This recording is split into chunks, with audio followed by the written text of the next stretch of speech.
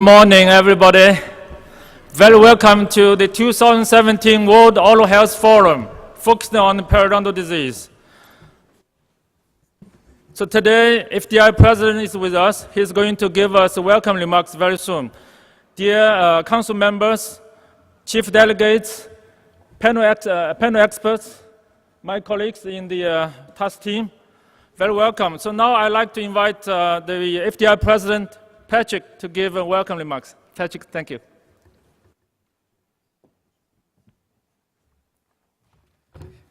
Thank you, Jean. Welcome to the World Oral Health Forum. Good morning.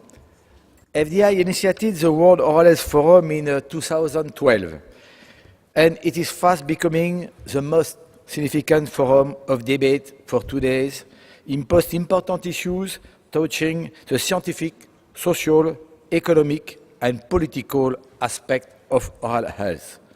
Today, we will be focusing on the questions: is periodontal health important? And can periodontal disease be prevented and treated?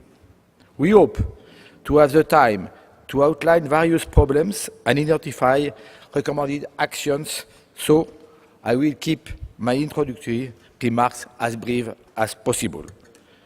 The World Health Organization lists periodontal disease among the top 20 diseases affecting humanity worldwide. Yet, most societal studies reveal little knowledge about periodontal disease among the public. Among dentists, the level of knowledge is variable. So, periodontal disease is an area of concern to the dental community, and there is a worldwide need to develop a greater understanding.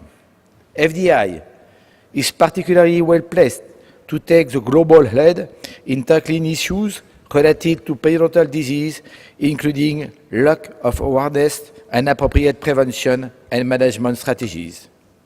In the coming years, we expect to be able to complement existing information with toolkit for the public, educators, policymakers, scientific updates, a white paper, and a policy statement. We are very ambitious. There is also a growing body of literature inventorying an association between periodontal disease with other systematic diseases. This provides support to FDI campaigns and statements emphasizing the link between oral health and general health. There is a need to directly engage with chief dental officers and ministries of health. This is because we need to ensure that oral disease, like periodontal disease, remain on the agenda of the 2018 UN General Assembly on the prevention and control of NCDs. In addition, we need to ensure that oral disease are specifically mentioned in 2018 United Nations Declaration on the Prevention and Control of NCDs as they were in 2011. Let me just remind you of the three core objectives of the Global Periodontal Health Project under the responsibility of Jean. First, increase global awareness of periodontal health of defined target audiences. Second, raise the priority of periodontal health at national level through health promotion, disease prevention, providing stakeholders with the appropriate tools to promote and advocate. Third, integrate oral periodontal health into policies addressing general health and uncommunicable disease by taking a common risk factor approach.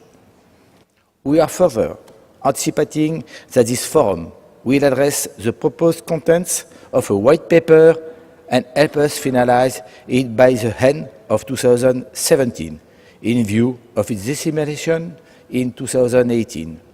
The final white paper should emphasize the key challenges to be addressed and suggest innovative solutions and approaches.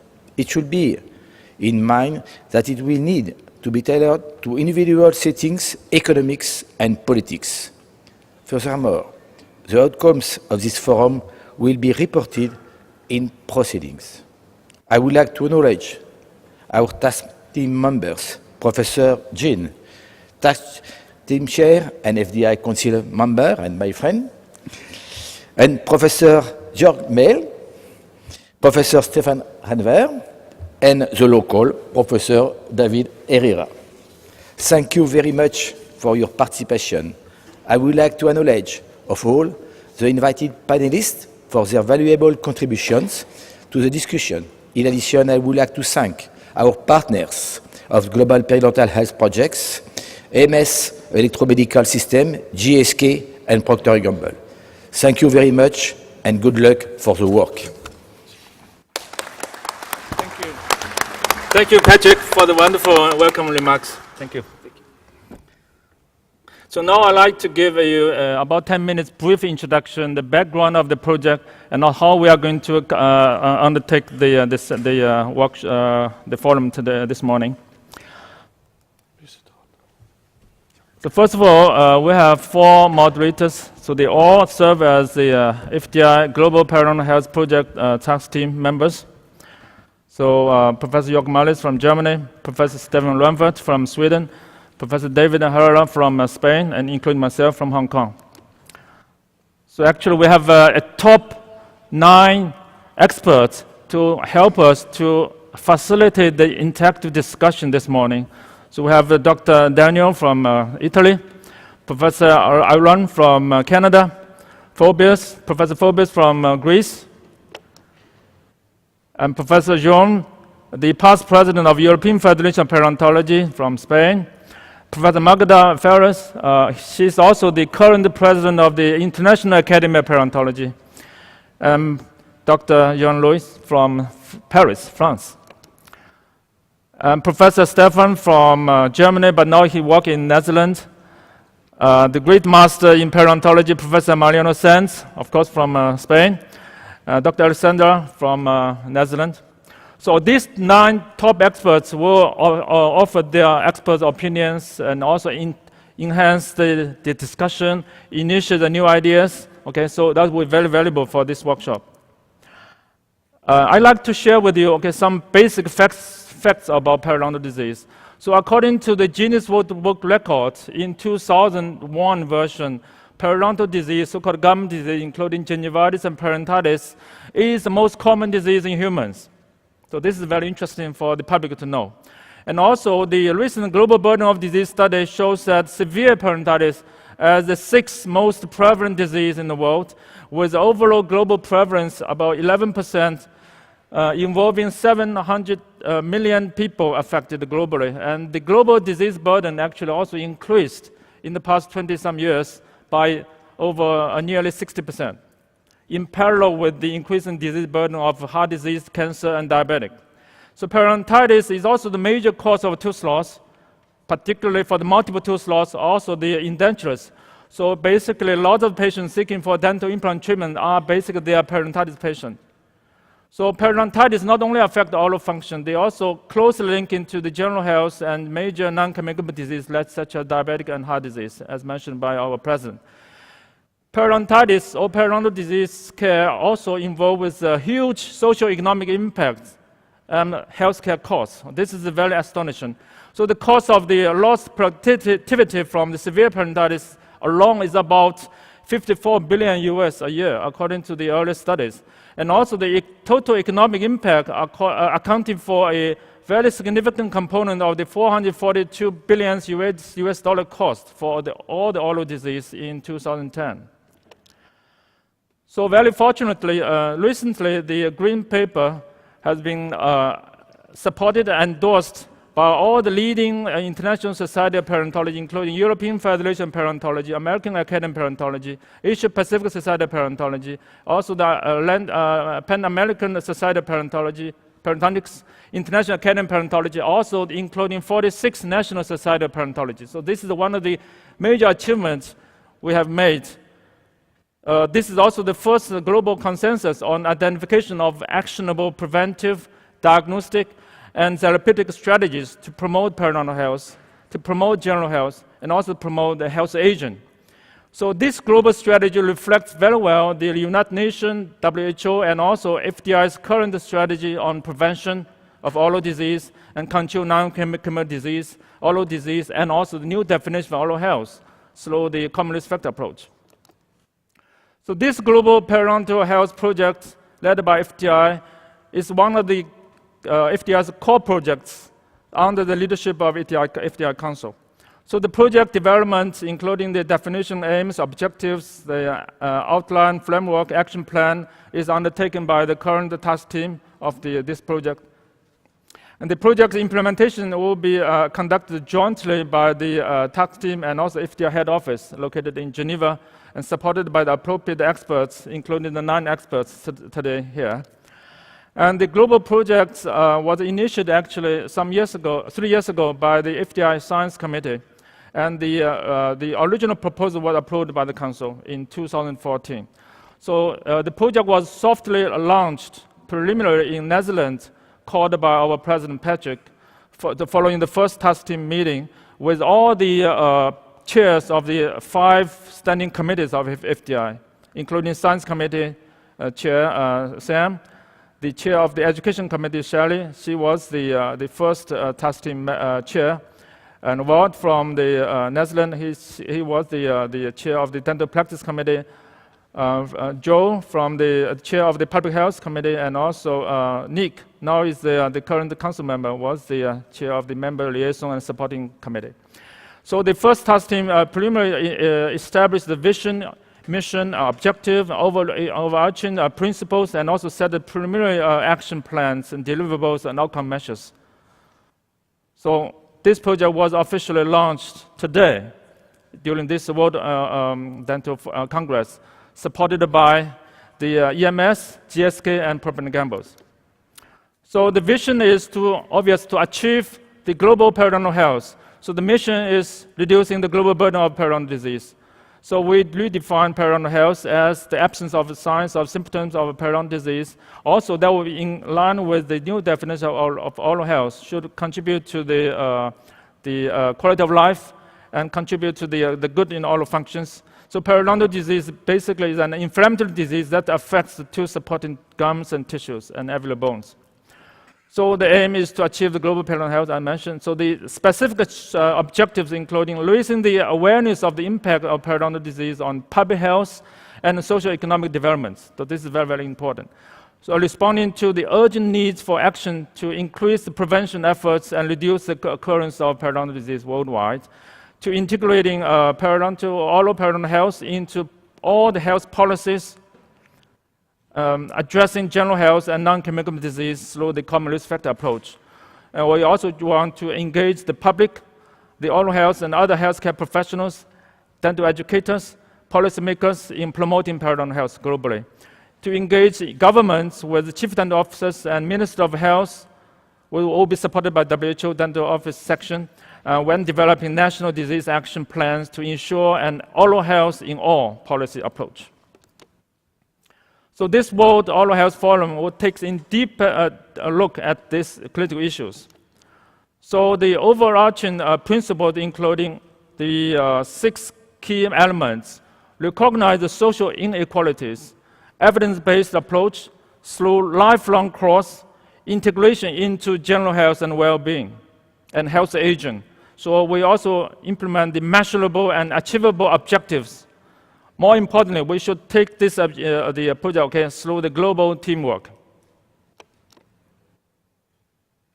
So this program will consist of 3 subsections. So each section will start with a 20 minutes presentation by one of the task team members. So the first one is we will emphasize why are periodontal disease important. Then we'll followed by 20 minutes discussion with the panel, and then 10 minutes wrap-up and summary for the sub-sessions. Then we move on to this next session. Are periodontal disease preventable and treatable? Then we end up with the last important session, the current problems, challenges, and recommended actions to be undertaken in the near future. Then we have a short summary to conclude the forum. So in the near future, okay, according to the 3-year plan, we will try to do, the first is global campaign of periodontal health. Then also we'll develop specialized toolkits for patients, for general public, for all healthcare professionals, policymakers, and national dental associations. Also, we will produce a beautiful white paper and launch some symposiums in the coming World Dental Congress. And also, we organize this 2017 World Oral Health Forum. And also, we will develop policy statement as well in next year. So here I want to appreciate the great support from the 3 companies, EMS, GSK, and P&G, for their generous support and commitment towards the promotion of periodontal health worldwide. Thank you. So now I'd like to invite the first speaker from the panel, David, coming here, to talk about why periodontal disease is important. Thank you.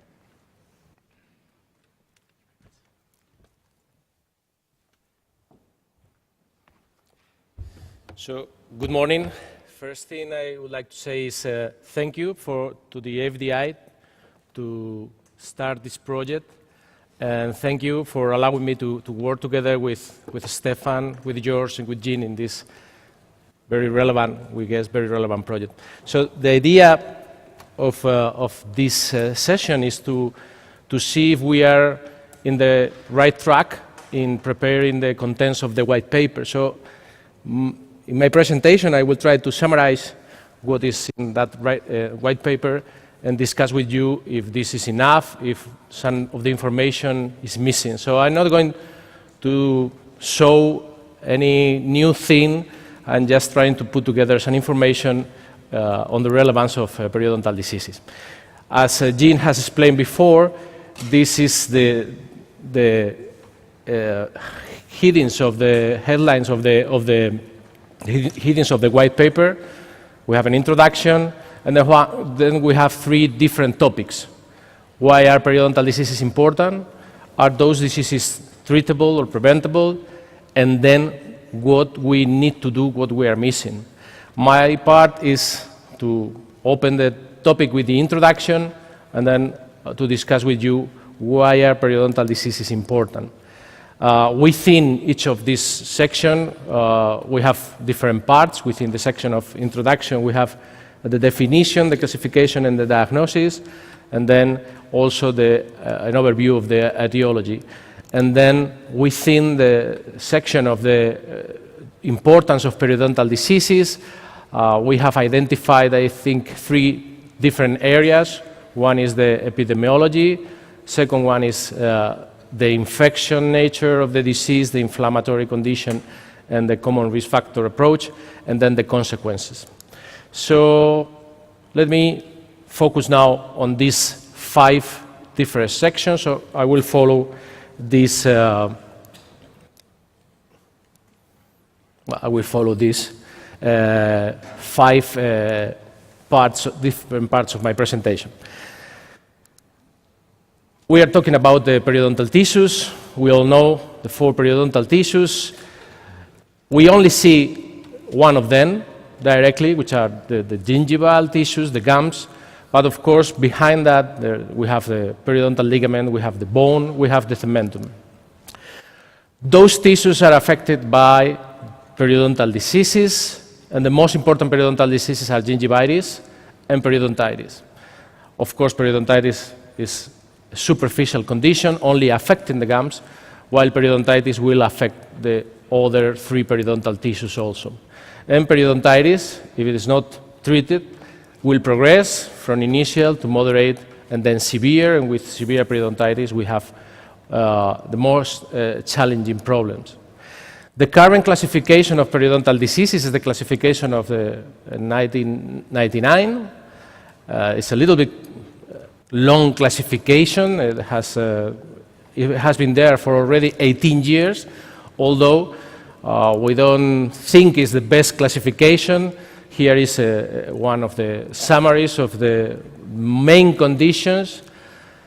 So the good news is that we have this classification for 18 years. The bad news is that it's going to change, hopefully, in November this year, there's a meeting of the American Academy of Periodontology and the European Federation of Periodontology to prepare a new classification. So I don't know if it is going to be better or worse. Hopefully it will be better, but we will have a new classification probably at the beginning of next year.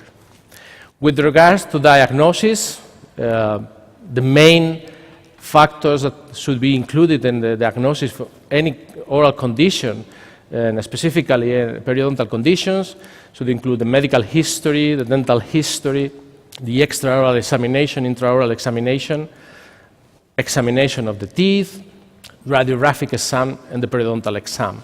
And since we are focusing on that periodontal exam, we believe that it is mandatory to have a screening system, so all patients should go through this screening system that will be able to detect which patients need a more comprehensive periodontal exam that will include plaque and calculus assessment, the assessment of the periodontal and peri-implant tissue health, and of course the measurements of probing pocket depth, recession, and bleeding improvement. The second part of the introduction is related with the etiology and the pathogenesis of the disease, of the periodontal diseases. We have this scheme that was trying to explain the multifactorial nature of the disease, which will always start with a bacterial challenge. So this is an infection, and this infection induces a reaction in our body, which is inflammatory and modulated by the immune system. And if this reaction is not able to control the infectious process, then we will have the disease. And all this process is influenced by many different factors, what we call risk factors, both genetic, environmental, or acquired. In this multifactorial model, we should not forget that everything will start with a bacterial attack. In the last European workshop, together with the European Association of Caries Research, the microbial component of the etiology of periodontal diseases was again evaluated under the light of the new techniques, molecular techniques. And what was clear is that the process of disease is related with something called dysbiosis, in which the interaction between the microbial communities and the host, for many reasons, the equilibrium is broken, and then we have this condition that changes the tissues and changes also the microbial communities. And all this interaction between the host and the microbial communities is influenced by different risk factors. I have used in this slide the classification of the risk factors made by the British Society of Periodontology.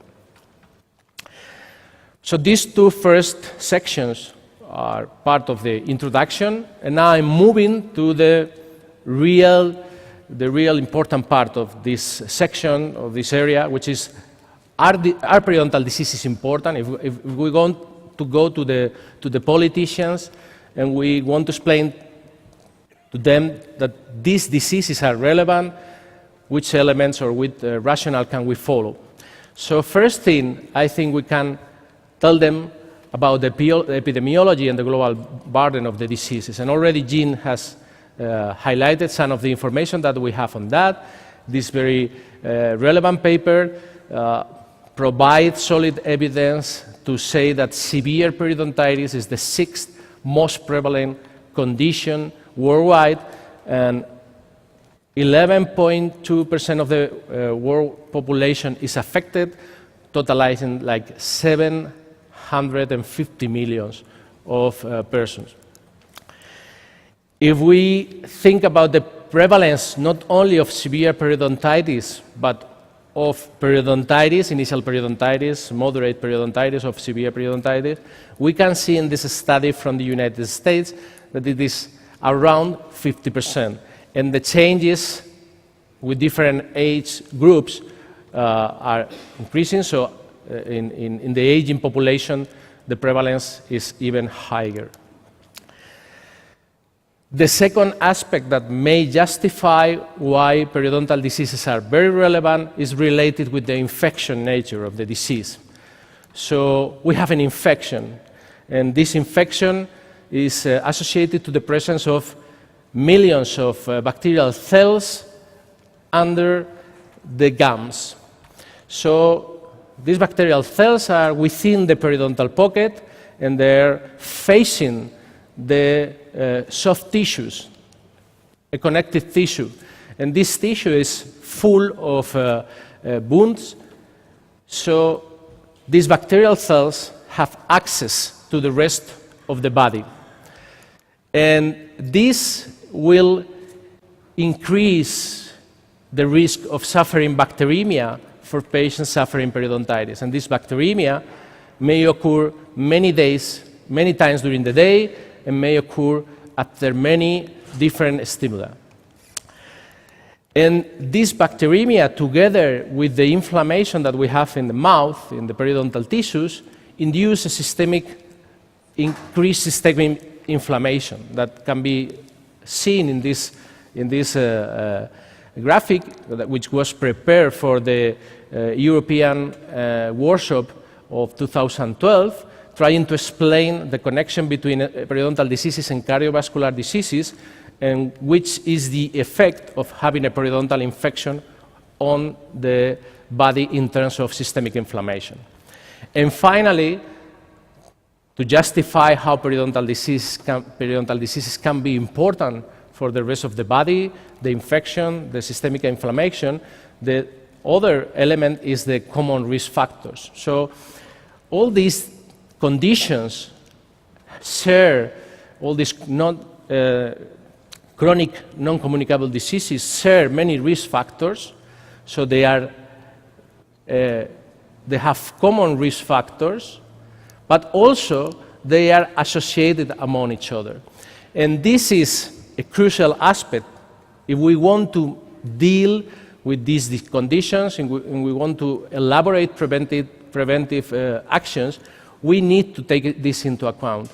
And by using the common risk factor approach, by preventing or by taking care or influencing one of these risk factors, we can have a benefit in many different conditions and even be able to break these vicious circles of diseases that influence each other. The last group of factors that may add information on the importance of periodontal diseases are the consequences, the impacts of those diseases.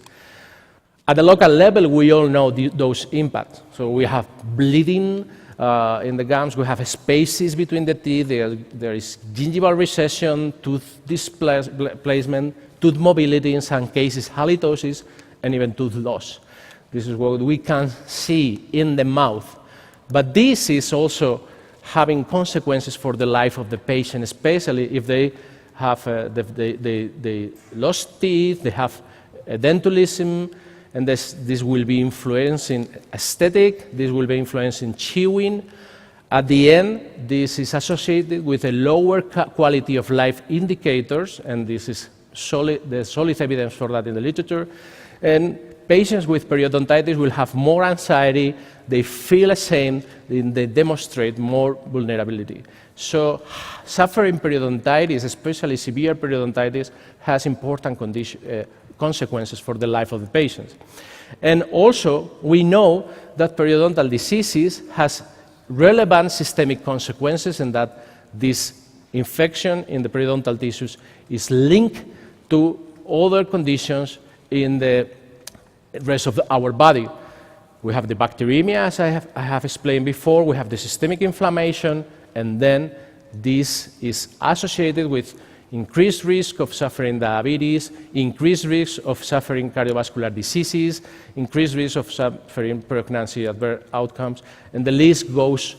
These are the most important conditions, but at least 54 conditions have been already evaluated. So during my presentation, I have tried to summarize first brief introductory topics, including definition, classification, diagnosis, and etiology, and then the elements that the group has identified that are key in explaining why periodontal diseases are important. Namely, first, they are infections that are associated with systemic inflammation, and they share common risk factors with other chronic non-communicable diseases. We have periodontal diseases are among the most prevalent conditions worldwide, and they have consequences for the patients. They have consequences at the local level in the mouth, they have consequences in the life of the patients, the quality of life, and they have consequences for the systemic health. So those are the factors that we believe that make these diseases very relevant and justify why FDI is making this effort in order to raise the awareness on these conditions. We will later continue with the other sections, but I think that we need now to invite the panel group to sit in the chairs. So I invite the chair person, Jim, please come to the podium. And then I would like to invite also Professor Phoebus Madianos, Daniele Cardaropoli, Levin to please come to the podium and start the discussion. Thank you very much.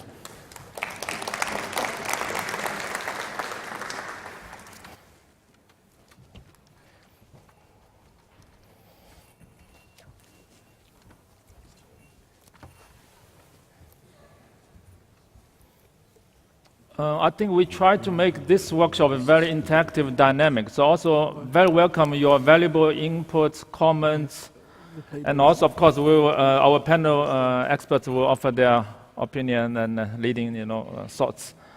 So, Ilan, you want to start some comments? Yeah. So first of all, your views. Yeah, I think my microphone is off, but You tell me. Yeah, you can filter that. Yeah, so first of all, thank you very much. It's a great pleasure and honor to be here. And I think it's a very important topic that we need to deal with. And one of the things that we need to make sure that we're doing as part of this panel is to send a very clear message to all the stakeholders, like a very short, clear message to patients, to dentists, to the government, so they'll realize how important is periodontal diseases, because we see the awareness problem not only among patients and the governing bodies, but also amongst ourselves. I mean, we need to make sure that we remember how important periodontal disease is, and that we know, at least we knew, how to treat periodontal disease and how to save teeth and how to make sure that we're reducing the inflammation. Because I think one of the diseases that we have as a profession, that with time, sometimes we tend to give up and to forget the things that we knew in the past and how we treated compromised dentition in the past. And somehow, because we have other options, we give up and forget about diagnosing and treating the disease instead of just going and fixing things, which we're used to do with our drills and stuff like that.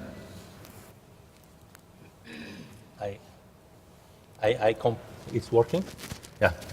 I completely agree. I think what we need, the first is to give a good education to the dental community about what really is periodontal disease and what we can do for treating, about prevention and treatment of periodontal disease. One of the main problems that we have today in the dental world, I think, are implants.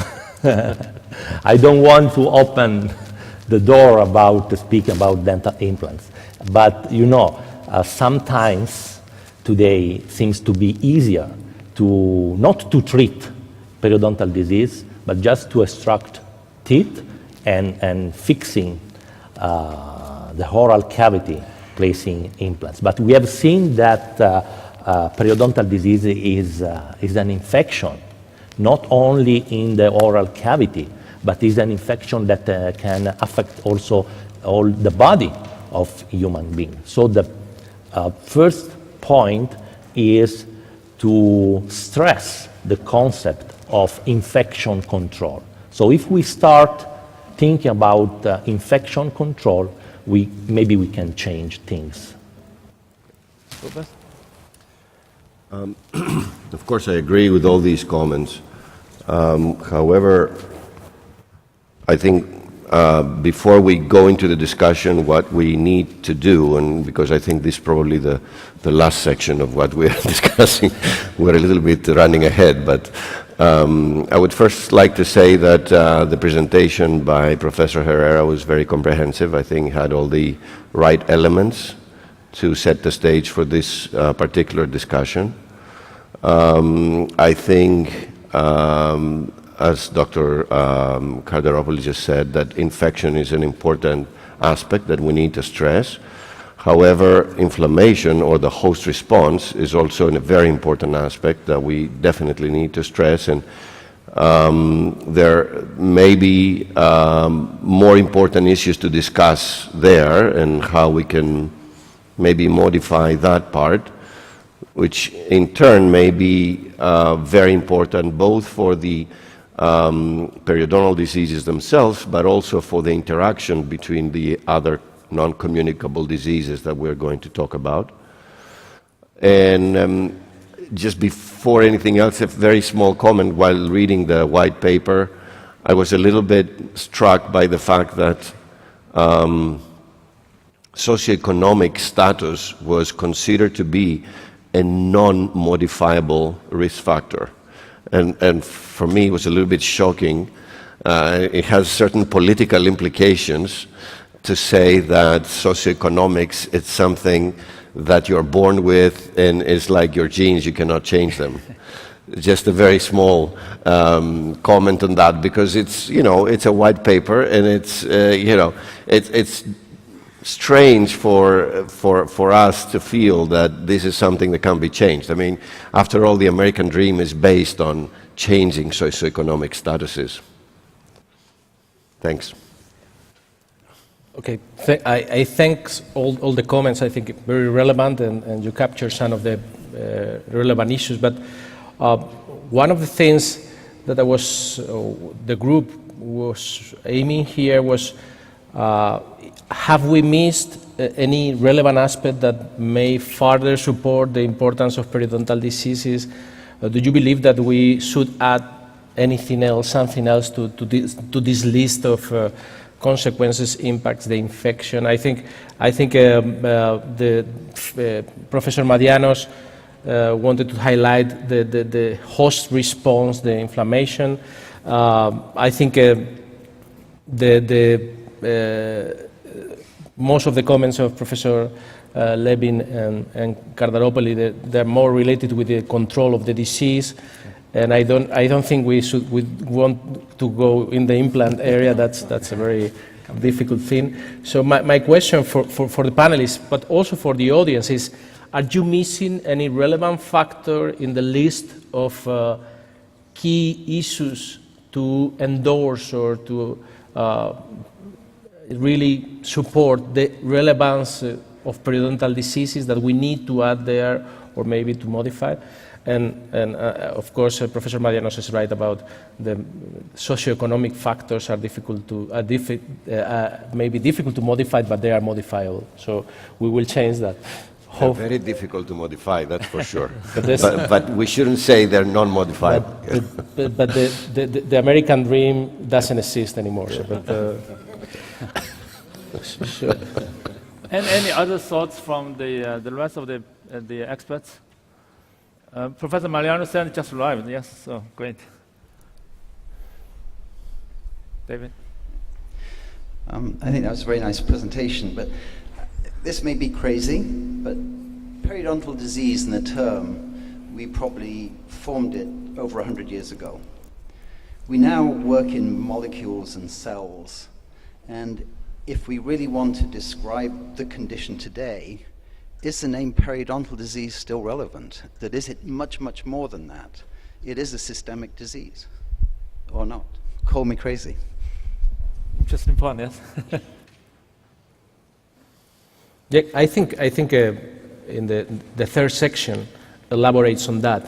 So we have the infection, which is in the periodontal pocket, but the consequences of that infection in the periodontal pocket goes, of course, beyond the periodontal pocket, the mouth itself, and they go all over the body. And there is solid evidence to really endorse that thing.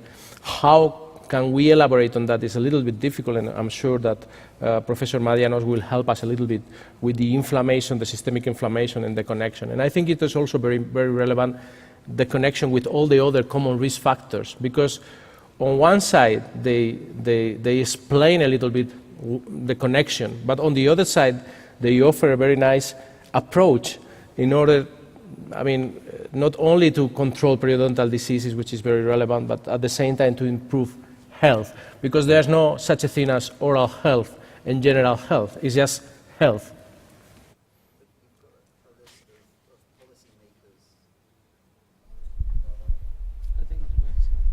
Hello. You've got a list of policymakers, the public at large. You want to get. Are we talking too much of a dental language, in that we're living inside the pocket, sort of thing? That should you not be expressing it in a different label today? In the year 2017, are we still? I'm coming back to this communication era, the fast description, the digital era. That are we really got terminology that the public are going to run with and really see this is important? Do we need something that's a little bit more, got an emotional connection to it than these elegant sort of classifications, which are wonderful that the academies have done, but are they useful in terms of bringing better health to the whole world and changing the language that people will engage in and move ahead on? I don't think that we intend to share the whole classification system with the public. It's about, again, sending very short and concise message to the different stakeholders so they will realize. And the fact that you're talking about periodontal disease as a professional term, this is part of our responsibility. So people on the street will know what periodontitis is as much as they know what diabetes is. Because if you're asking a lay person on the street, they all know what diabetes is. So they should know what's periodontitis. They don't need to differentiate between generalized aggressive periodontal disease and gingival malformations, but they do need to understand what is periodontal disease, and that's part of our aim, I think. But I'm very intrigued, and I would like to hear a suggestion if you have one. I'm not a periodontist, and that may be an advantage. I don't know, I'm a public health dentist. But often I hear you talk that attachment loss is a surrogate for tooth loss. It's a surrogate measure. So is this really just stages of a tooth loss disease?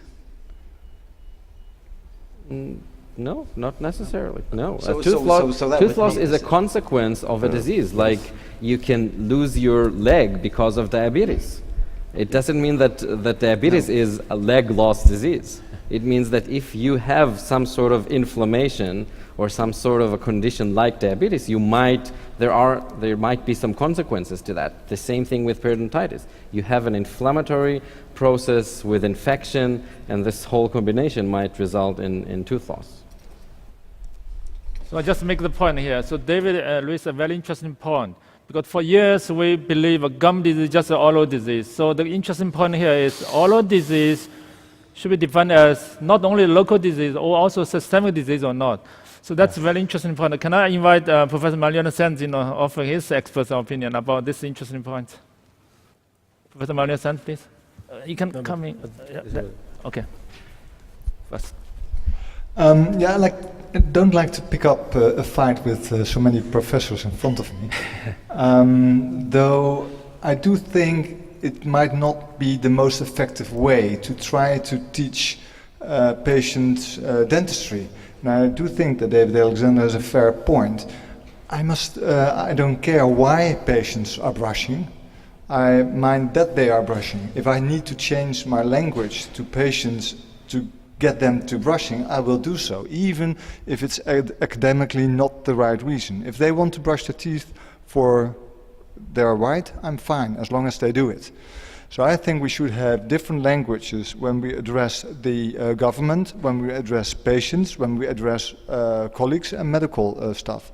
So I think for the white paper, we try to, we write it for everybody. And I think you almost need 4 different white papers addressing the same topic with different languages and different motivating factors. I mean, the government will be interested in money and the public will be interested in white teeth and other stuff. So I do think that trying to invent more wording and to change words when we talk to the public or change words when we talk to governments might be a very good idea.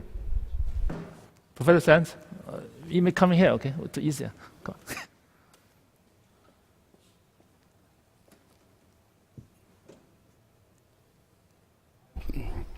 I will not say anything new to what it has been said by Professor Herrera and the people in the panel. To me, it is very important, and I think WHO has recognized that periodontal diseases are non-communicable diseases, and they are part of the group of non-communicable diseases. And this is a key point, because we understand that those are chronic diseases that share lots of common risk factors, and we understand that prevention is linked to behavior motivation. And this is clear to cardiovascular diseases, this is clear to diabetes, and I think this is also clear to periodontal diseases, where we have not reached yet. And I think it's very important that we address this at the WHO level, is that oral hygiene still is not part of healthy lifestyles. And this is very important, because the recognition of oral hygiene as a healthy lifestyle puts, in a way, the oral cavity as part of the body, and puts periodontal diseases, I think, in a different concept, as we have nutrition, as we have exercise, as we have these common healthy lifestyles that everybody in the world, irrespective the level of education, understand. And I think our goal, whether it is FDI or EFP or the different groups that are trying to enhance the awareness of politicians and public in general, I think we should strive for this very simple issue, which is to include oral hygiene among healthy lifestyles. Thank you, Professor Sanz. Can I say, that's very, very important. I completely agree. If we think about prevention, okay, if we think to teach a 15 years old guy to teach brushing teeth, we cannot say you have to brush teeth because maybe in 20, 25 years you will have a periodontal disease. We have to focus on another target. We have to say you have to brush teeth because it's a good part for your positive lifestyle. It's like to go to the gym and have good food, and then you brush teeth because then you can improve your smile and so on. So that's really important to let the world community about the importance of periodontal disease, because the numbers that we have seen in the presentation from David are very important. Maybe 50% of the population can have some ways of link with periodontal disease during the life. But if we want to spread the message, we don't have maybe to go focusing only on losing teeth and pockets or something like that, but give another message about oral health and lifestyle. I think we can. Larry Levin from Canada. The issue, to my mind, isn't convincing dentists about the importance of treating and dealing with periodontal disease. It's communicating with the public and with government. And until we have those groups clearly understand the problem, and want to seek an answer, we will just keep discussing this amongst ourselves forever. We can have the best therapies, and it's still not going to make a difference until government says this is important. I know in Canada, government says having a filling done to deal with the caries is obvious and important. But for preventive reasons, for dealing with periodontal disease that it's active or preventing it, not very important and much lower. So how can we convince them? We have together the power to bring the best communicators together and say, here is the problem, communicators. How can we convince government? How can we best convince the public? And together, I think we can have the strength to come up with answers that will deal with different sectors of society at different levels. Because a first world country has a need for a different message than perhaps a less fortunate country who is dealing with many more problems. So we need a multifactorial approach to dealing with it, the public message, the government message, and then we'll make real progress. I think Sam first, then okay. Thank you. From Norway. I've been working actively and academically with the common risk factor for quite a long time. And there are quite many studies actually, and this is a response to what you said, on the relationship between general health and oral hygiene and general hygiene. So we have actually data which are showing, and you're very correct, that there is a relationship between general hygiene and oral hygiene. So this comes directly to the common risk factor approach, which is really, really good. The discussion of the period diseases with other systemic diseases, is that discussion coming afterwards, or can we take that now? I just have a question about causality, sorry. It's not the moment. Yeah. Pardon? Now is the moment. Okay, so you have shown in your excellent presentation, I think, that periodontal disease is influencing, or being influenced by, actually, when it comes to diabetes, several other systemic diseases. How many of those diseases have causality? I mean, how many, because there are a lot of research which needs to be done, right? But the causality is, the literature I've been reading is not clear. So I think can you sort of tell us how far are you in really looking at the causality between perio and other systemic diseases? Thank you. This is a very difficult question to answer. Maybe it's not the objective of the white paper to go on that. Recent literature, and I will ask also Phoebus Madianos to help me with this. I will not discuss the causality. I will just elaborate on the risk factors. I mean, it's been proved that periodontitis is an independent risk factor for cardiovascular diseases. I think from our point of view, or what we are doing here right now, this is good enough. And probably we will need more research, or even we will not be able to have that research to prove causality. But I think where we are now, the connection between periodontitis and cardiovascular diseases and diabetes, at least, are very clear that the periodontitis is an independent risk factor for both conditions. So I think this is good enough for a white paper. We have solid evidence to support that. I don't know if Phoebus is an expert in this topic, maybe want to comment or elaborate a little bit more on that. Sure, I totally agree. Causality is a rather hard term, and it's used very cautiously. So I think it's very good that we don't use it, because we should be very cautious by using that word. But on the other hand, we have an enormous amount of evidence that shows that periodontitis is affecting diabetes, cardiovascular disease, and certain other conditions. And of course, depending on the condition, the amount of evidence varies. So for certain conditions like diabetes and cardiovascular disease, we have more evidence. And for some other conditions, the evidence is less. So I think that the amount of evidence is so strong that, for example, it justifies for example, our EFP workshop with the IDF, with the International Diabetes Federation, that happened a few months ago. And I think that IDF wouldn't be interested to sit on the same table and do a workshop if they didn't think that the amount of evidence was strong enough.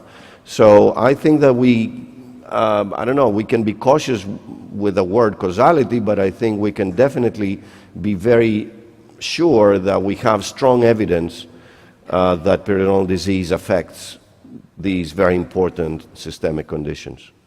I think according to the current evidence, the underlying connection between periodontal disease with general disease basically consists of 4 aspects. The first one is the infection pathway. Second one is the inflammation pathway. The third one is dysbiosis. That means the shift from the good bugs toward the bad bugs in the gut. The fourth one is, everyone knows that, the shared common risk factors, such as smoking. So these are so now, due to time limits, we allow one last question. Okay, Nick?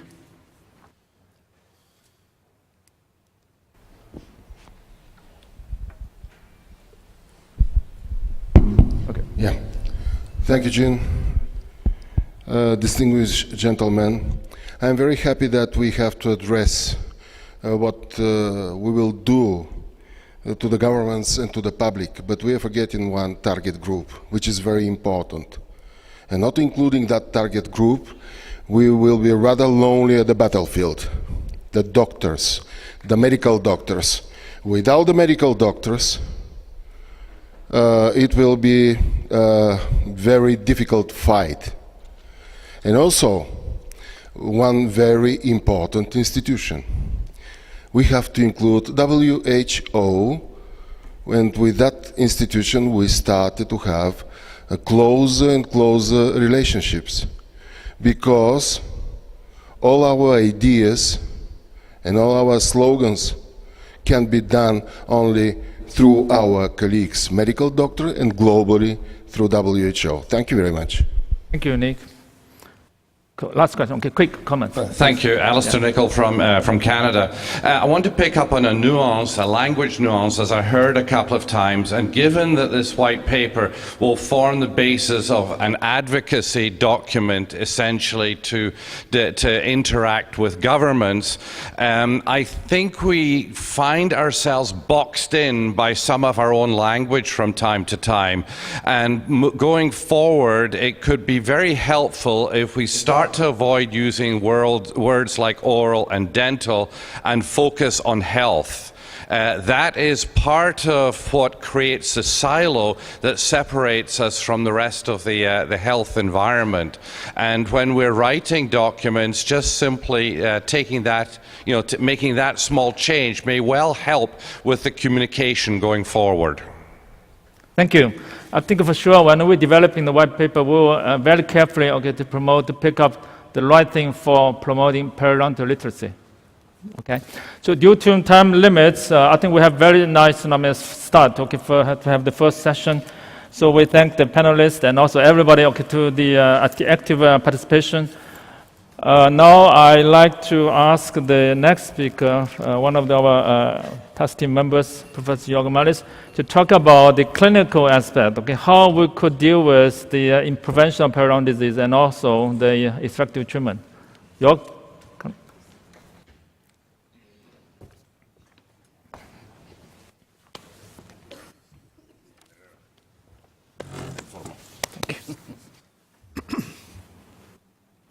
Thank you, Jin. Mr. President, dear colleagues, ladies and gentlemen, it is a great honor to be invited to give this presentation in this Global Periodontal Health Project.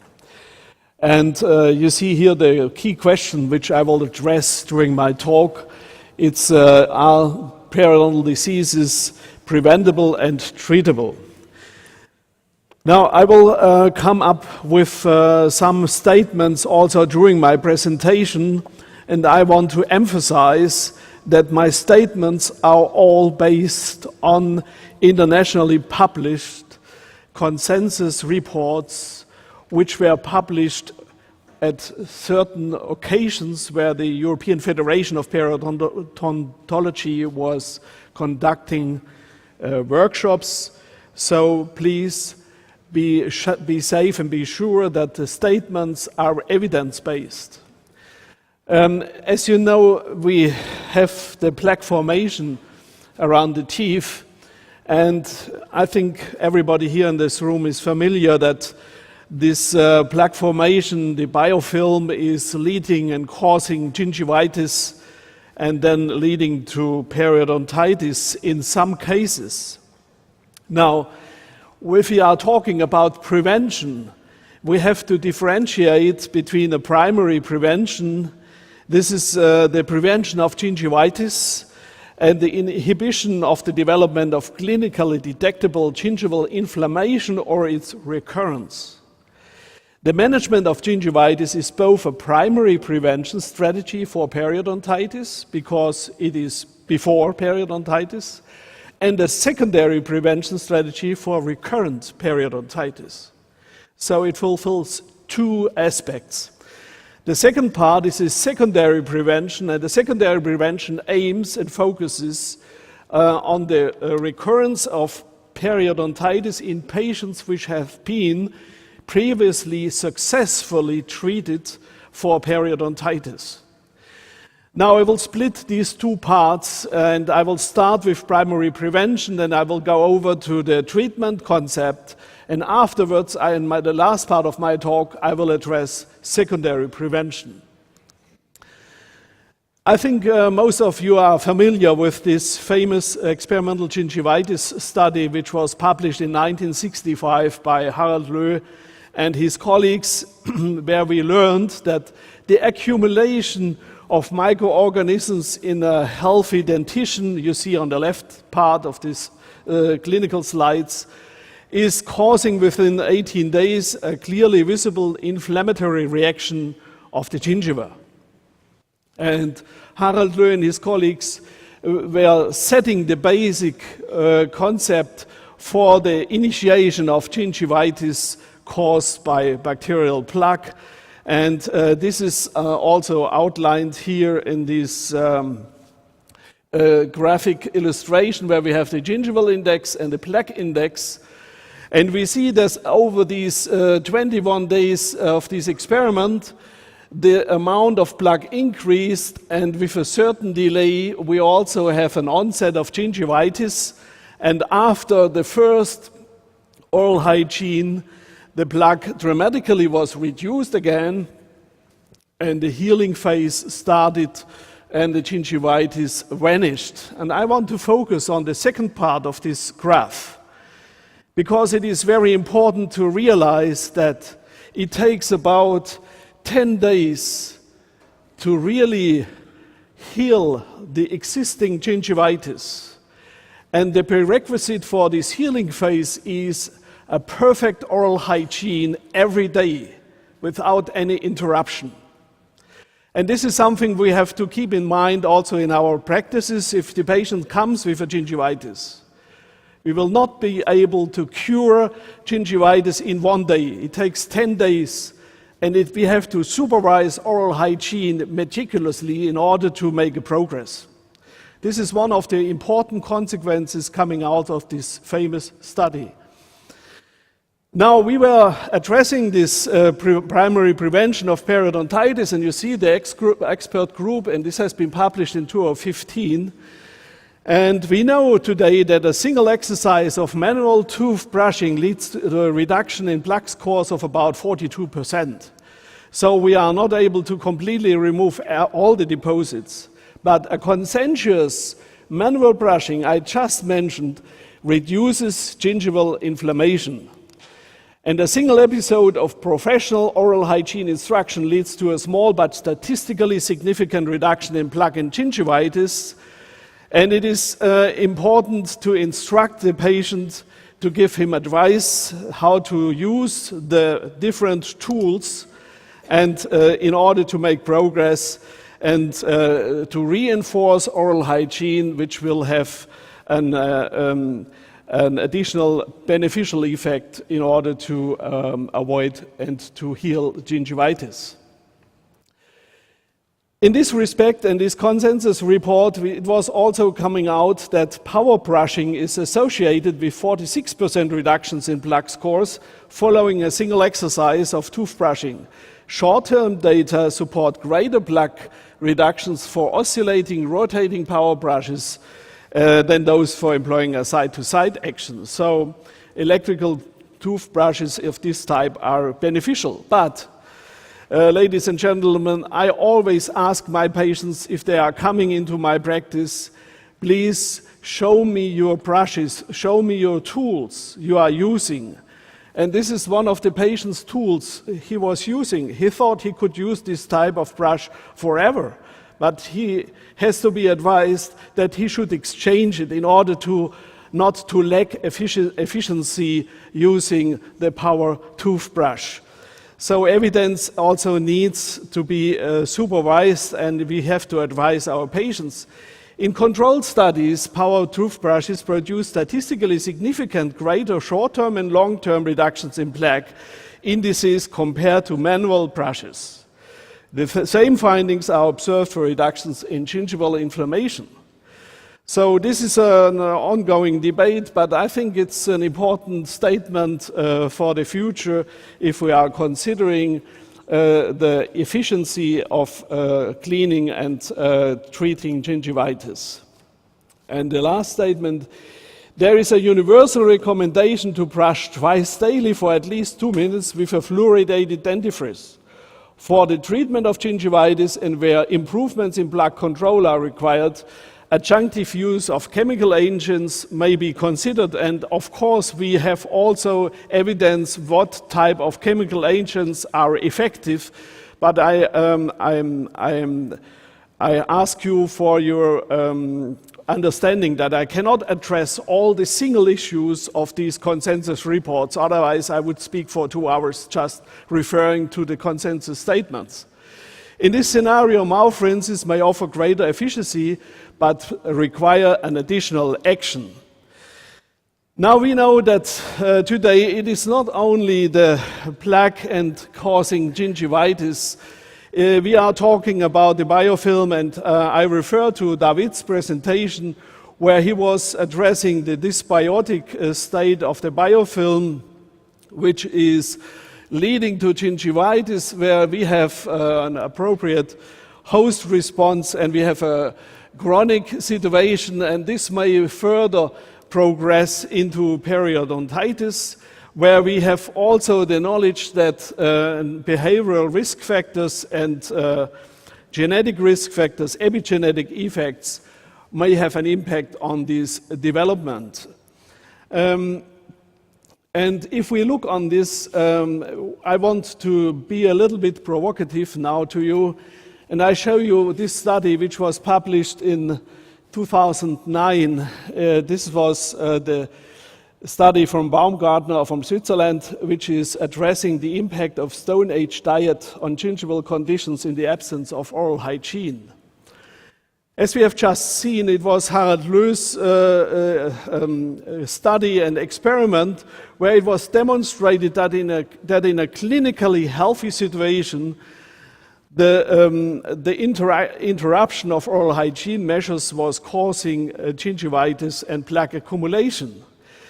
And in this study, there were a group of volunteers who were living for 4 weeks in the Rhine Valley on the level of the Stone Age. That means they had no access to oral hygiene, they had no brush, they had no soap, they had no dentifrice, no mouth rinse, and they had to live under these circumstances with a dramatic reduction also in the diet, because they just got what they were finding in the surroundings in order to live there.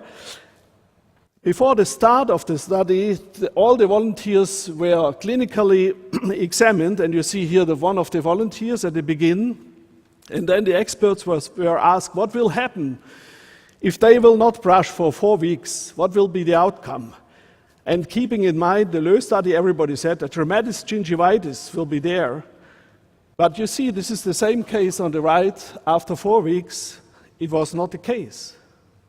In fact, the gingivitis was getting better.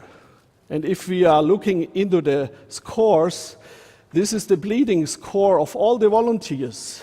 We had in some of the volunteers, we had bleeding scores of 70%.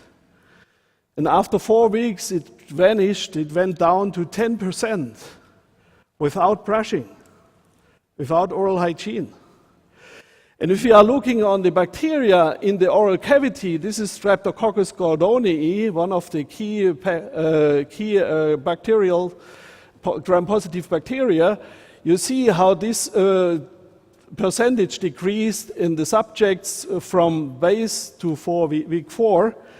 And we can state today, in addition to oral hygiene, a healthy nutrition and lifestyle are of crucial importance.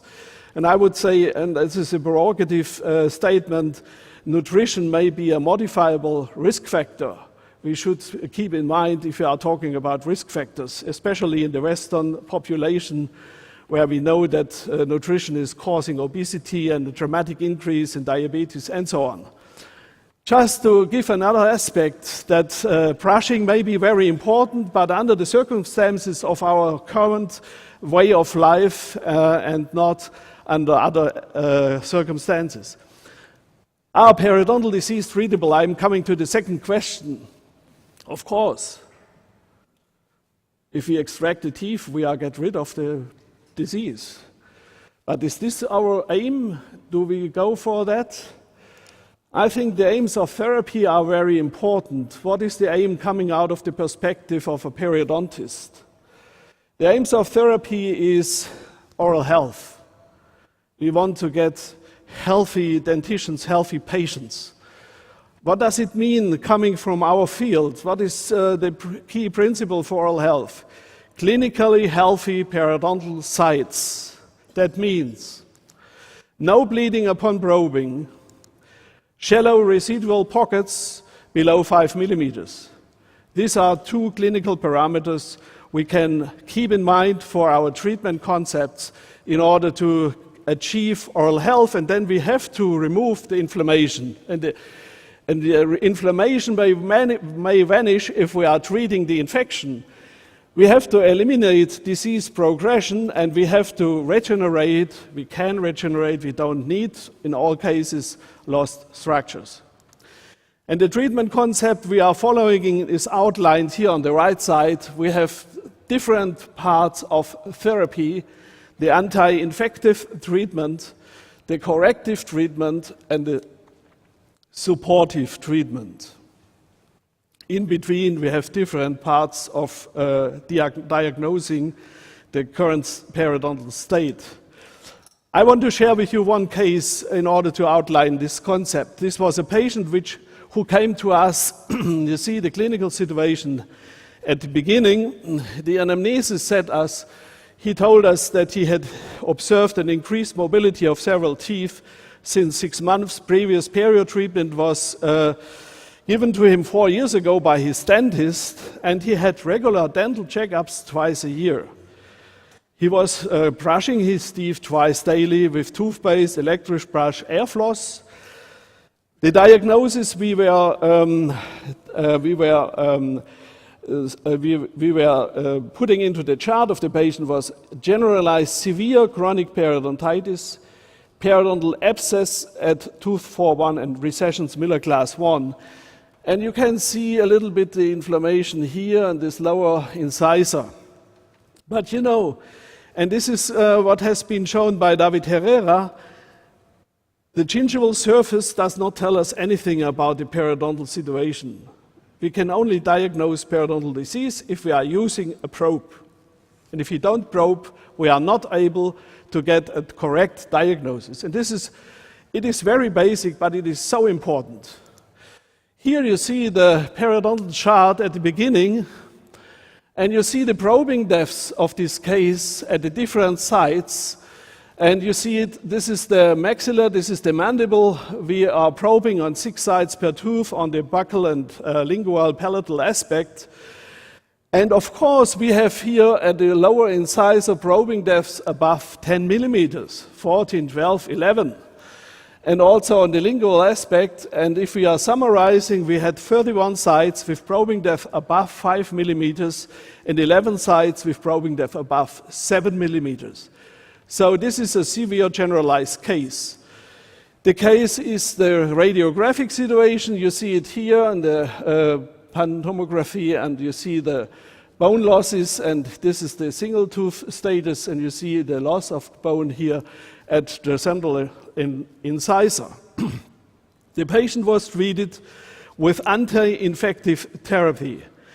And anti-infective therapy comprises of different measures which can be combined or which may not be combined depending upon the severity of the case. Of course, we are doing oral hygiene instruction and motivation, and of course we are doing mechanical therapy and scaling and route planning, but we may also add antiseptical therapy with pocket irrigation, in full mouth disinfection. Photodynamical therapy has been reported, and we may combine this with a systemic antibiotical treatment where we are normally prescribing a combination of amoxicillin and metronidazole according to Van Winkelhoff for 7 days or 10 days in smokers. So if we are combining all these 3 different parts, we are talking about full mouth decontamination. And yes, there is some evidence that the probiotics could have a beneficial effect, but still there are some controlled clinical studies lacking. Now, interestingly, if we have a case like I just have demonstrated to you, with deep pockets above 5 millimeters, the start-up with oral hygiene instructions and the recording of the plaque index may not be the best way to handle the case, because it has been reported by Ubele van der Velden's group, and this is one of his articles, that if we have a deep pocket, the plaque growth rate at the gingival margin is increased because of the supply of nutrients coming out of the pocket. So the exudate coming out of the pocket is leading to an advanced plaque and biofilm growth, so that in this case it is better to go into the pocket and to clean the pocket from the bottom in order to, let's say, to try the swamp, in order to get rid of this supply and to have an effect of plaque control. So this is an important issue we have to consider in advanced cases. Of course, we have hand instruments, we have the different machine-driven instruments we are using in order to clean, and we can also use a combination of machine-driven instruments with iodine in order to disinfect the pockets and get rid of the biofilm as much as possible. Oral hygiene instruction in our patient was successful. You see the plaque index went down, and also the papillary bleeding index went down and was reduced. And this is the situation 6 months after anti-infective treatment. And we even kept the lower incisor here, and you see that the color changed due to the removal of the acute inflammation. And if we are looking into the chart, this is the initial chart of the maxilla. This is after 6 months. Then we see that the majority of the sites with deep pockets was already healed, but we had still some teeth where we had residual pockets, especially in this one where we had also furcation involvement, and on the palatal aspect still some deep pockets. And now it is the question, is that sufficient as a treatment result? Can we go into maintenance now, or does it require further treatment? And we have some data from the study from Switzerland, from Lijian of year 2008, where they were doing a retrospective analysis of patients which were kept for about 11 years in regular maintenance. And they were able to analyze the residual pocket depth in relation to the risk of tooth loss. And if you look at this, then we see that if we have a residual pocket depth of more than 5 millimeters, in a case, this is an incomplete treatment outcome and requires further therapy. And I think it's very important, even if we are providing a regular maintenance program. This is part of the study.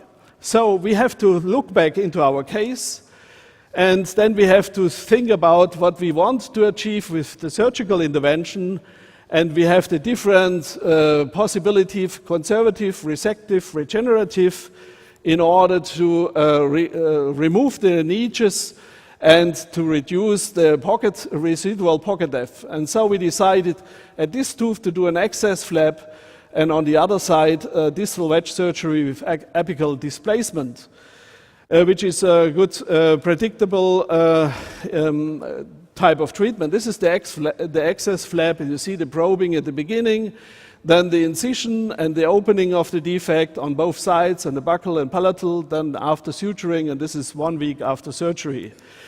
And the next one is the distal wedge surgery. We have again the probing, then we are doing the flap, we are opening, and then we are removing the bone graters to the depth of the pocket, then we are suturing again, and this is the outcome after 1 week.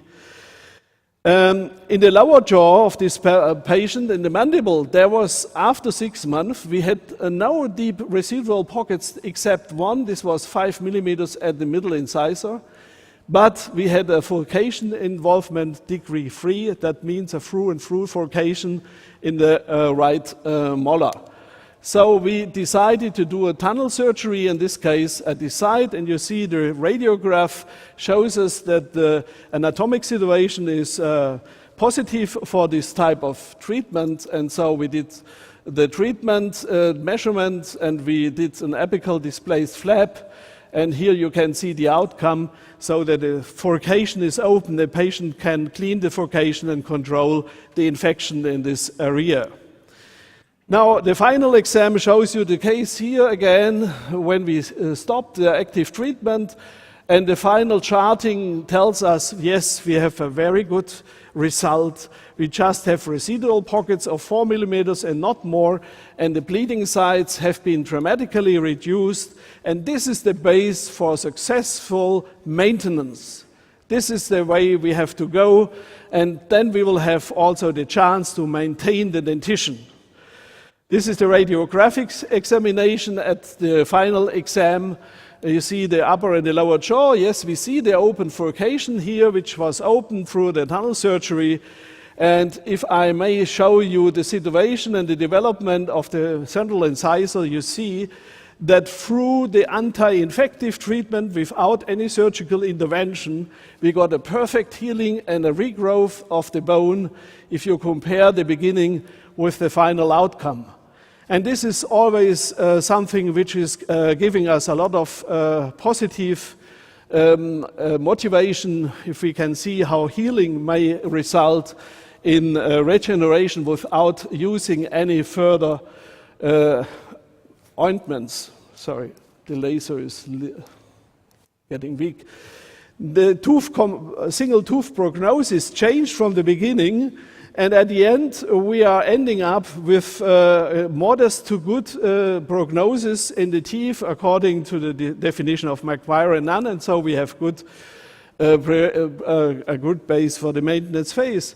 Of course, we can go for regenerative treatment as well, and we have different options here. Just one very short example of a case where we had also severe periodontitis at different teeth, and the patient was treated in the same way, combined anti-infective treatment with antiseptics and also systemic antibiotics. And then we used enamel matrix proteins, the emdogain in this tooth, and you see how the healing went on, and this is 1 year post-surgery. And if we are measuring and comparing our data, then we see we got a 5 and 6 millimeter attachment gain in this case. Now, Filippo Graziani, and together with David Herrera and others, they just published now a very nice summary in Periodontology 2000, non-surgical and surgical treatment of periodontitis, how many options for one disease. An anti-infective treatment may be delivered by conventional stage or from-mouth approaches, one of the statements. I recommend, if somebody is interested, to go into this paper and to read it. There are many clinical examples showing the different possibilities. And it is an interesting and very comprehensive report, which I like very much. Some of the statements I listed here: residual pockets associated with suprabony defects may be reduced surgically. This is what I demonstrated to also the intrabony defects. Now, last part, secondary prevention. This is a severe case, generalized case. You see the different probing depths in the upper and lower jaw, full dentition of a patient. And if you are looking into the X-rays, now the question is, what type of patient is it? Is it a periodontitis patient or is it an implant patient?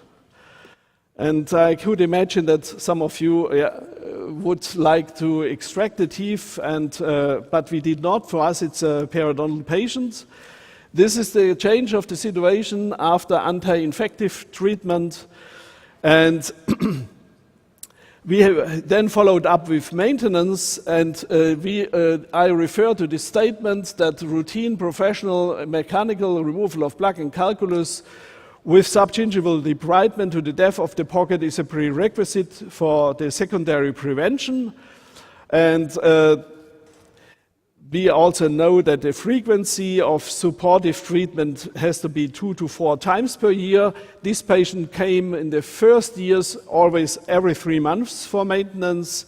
And on a yearly basis, we did the records, and we also used photographs to demonstrate the situation. And now it's 10 years, and I just want to share with you the 10-year outcome.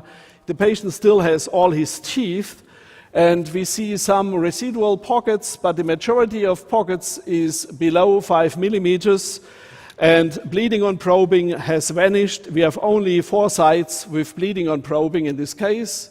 And if we compare the radiographic situation from the beginning to the 10-year state, it did not change dramatically. The probing depths went up to 2 to 3 millimeters, and the deep pockets vanished due to the therapy. Now, this type of maintenance, regular maintenance, we know from this consensus statement that tooth loss will be reduced to 1.1 to 1.3 teeth over a 12 to 14 year period. More than half of the patients did not lose any teeth, only a minority were responsible for the majority of teeth lost. Patients irregularly complying with the planned SBT regimen, including local treatment, local retreatment, have shown great rates of tooth loss and disease progression. A substantial periodontal deterioration was observed in patients enrolled in maintenance regimen based solely upon self-performed plaque control without professional supportive treatment. And with this last slide, I thank you for your attention, and I invite you for the next meeting next year in Amsterdam. Thanks very much.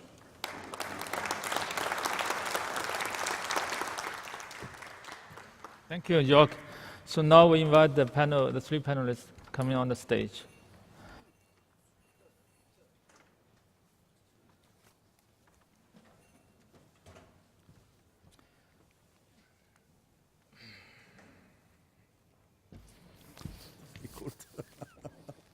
Very difficult to say something. Congratulations, that was very nice. I agree with you. The socio-economic. So here we are dealing with a very challenging question here. So whether periodontal disease is preventable and treatable? The answer largely yes. But the problem is, according to the global burden of disease study, gingivitis is almost everywhere. Over 90% of population affected in each country is likely. Severe periodontitis is still a lot. Okay, so the problem is global. In global perspective, what the percentage of world population with severe periodontitis have been well treated and maintained? So I'm sure the figure is rather lower. Yes. So Joerg, could you start with this? Okay. So how to deal with this? We have so many patients in terms of gingivitis patient, periodontitis patient, but it is preventable, treatable. But in reality, it's far away. There is a big gap. between... I completely agree. And this is one of the major aspects that we have to, and that was already addressed this morning, we have to raise the awareness of the consequences of improper plaque control already in the children, and we have to raise awareness of healthy lifestyle. I did not mention the smoking cessation, which is of course also part of treatment if necessary, in order to change the oral health and to improve the situation and to avoid early attachment loss, at least in the majority of the people, not in all people of course, but in the majority of people. Yeah, that was a very nice presentation. Thank you. And in fact, I'd like to mention that I would like to congratulate Jean, David, Joerg, and Stefan for this paper, because this is the best draft I've ever read before. For me, it's just done. I wouldn't change a thing here, because I really like the way you described from prevention to treatment. And I know we have like few questions to address. Yes. And I think that one of the most important problems we have today in terms of combining prevention and treatment a little bit is early diagnosis. And this is a huge problem. We've done a search, like a quick search in Brazil recently, and we've realized that only 18% of the general dentists have a periodontal probe in their examination tray. So we would simplify so much treatment if we could diagnose this disease in the early stages. And I don't know what to do, what convince dentists that they have, even pediatricians, because we treat many cases of aggressive periodontitis. And many times they come to us in very early age, very young patients with very advanced disease, and they have gone through several dentists before. So I think this is a major problem that we would want to address somehow. Yeah, I can go back to my case. As I mentioned in the anamnesis, the patient was getting regular dental checkups twice a year. And when he came, he had deep pockets. That's so unbelievable. what is this regular dental checkup worth?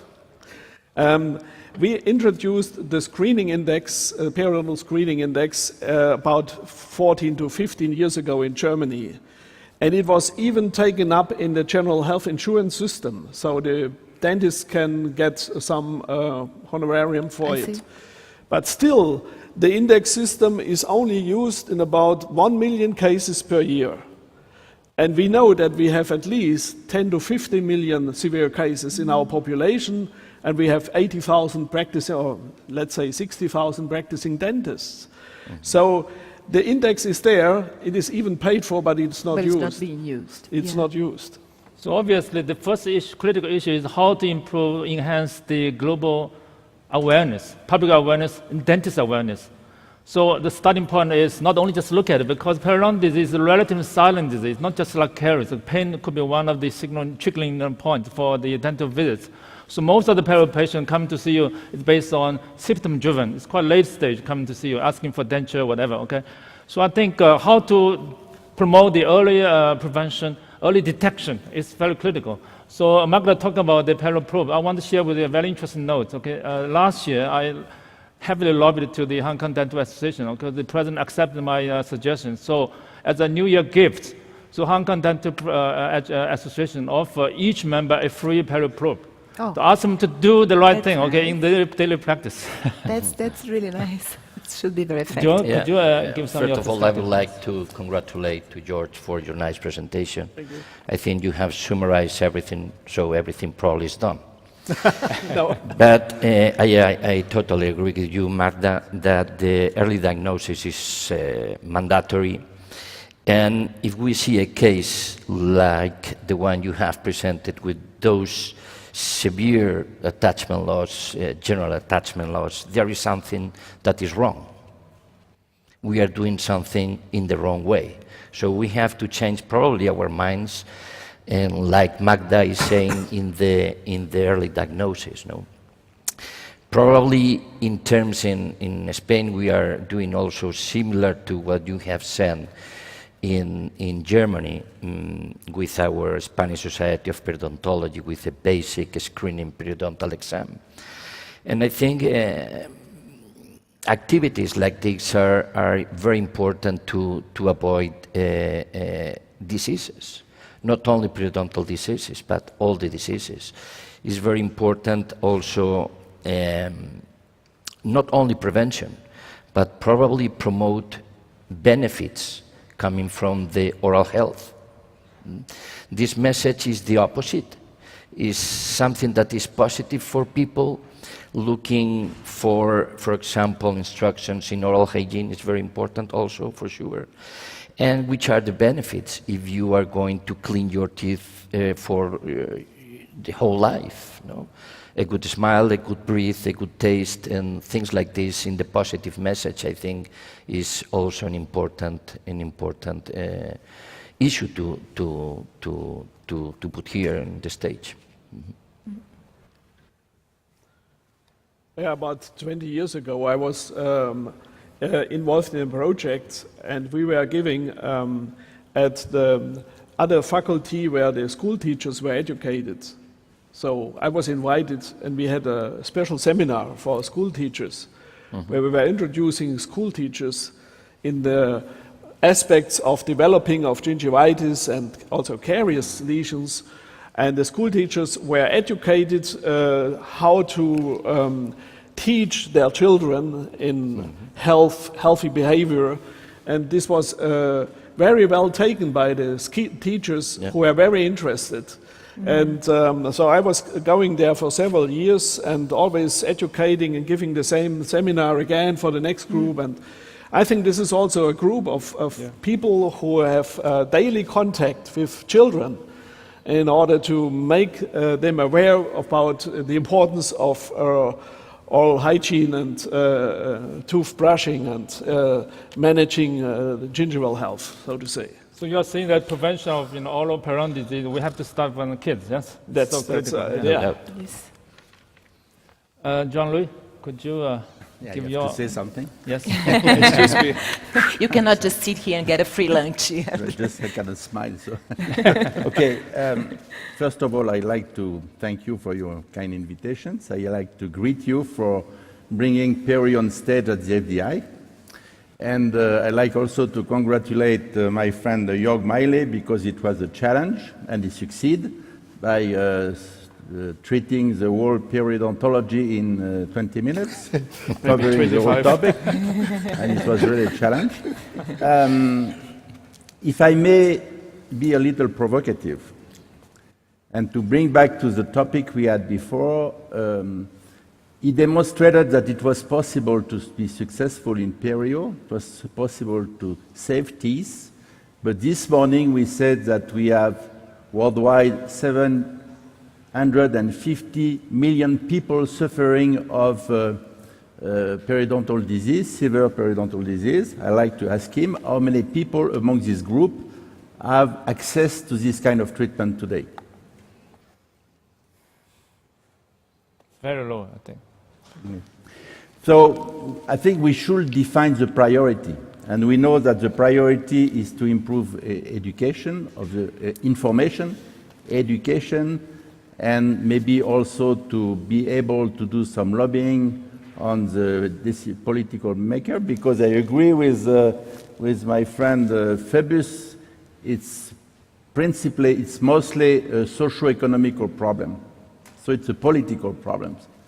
But for us, maybe also one of the priority should be to improve education of the dentist.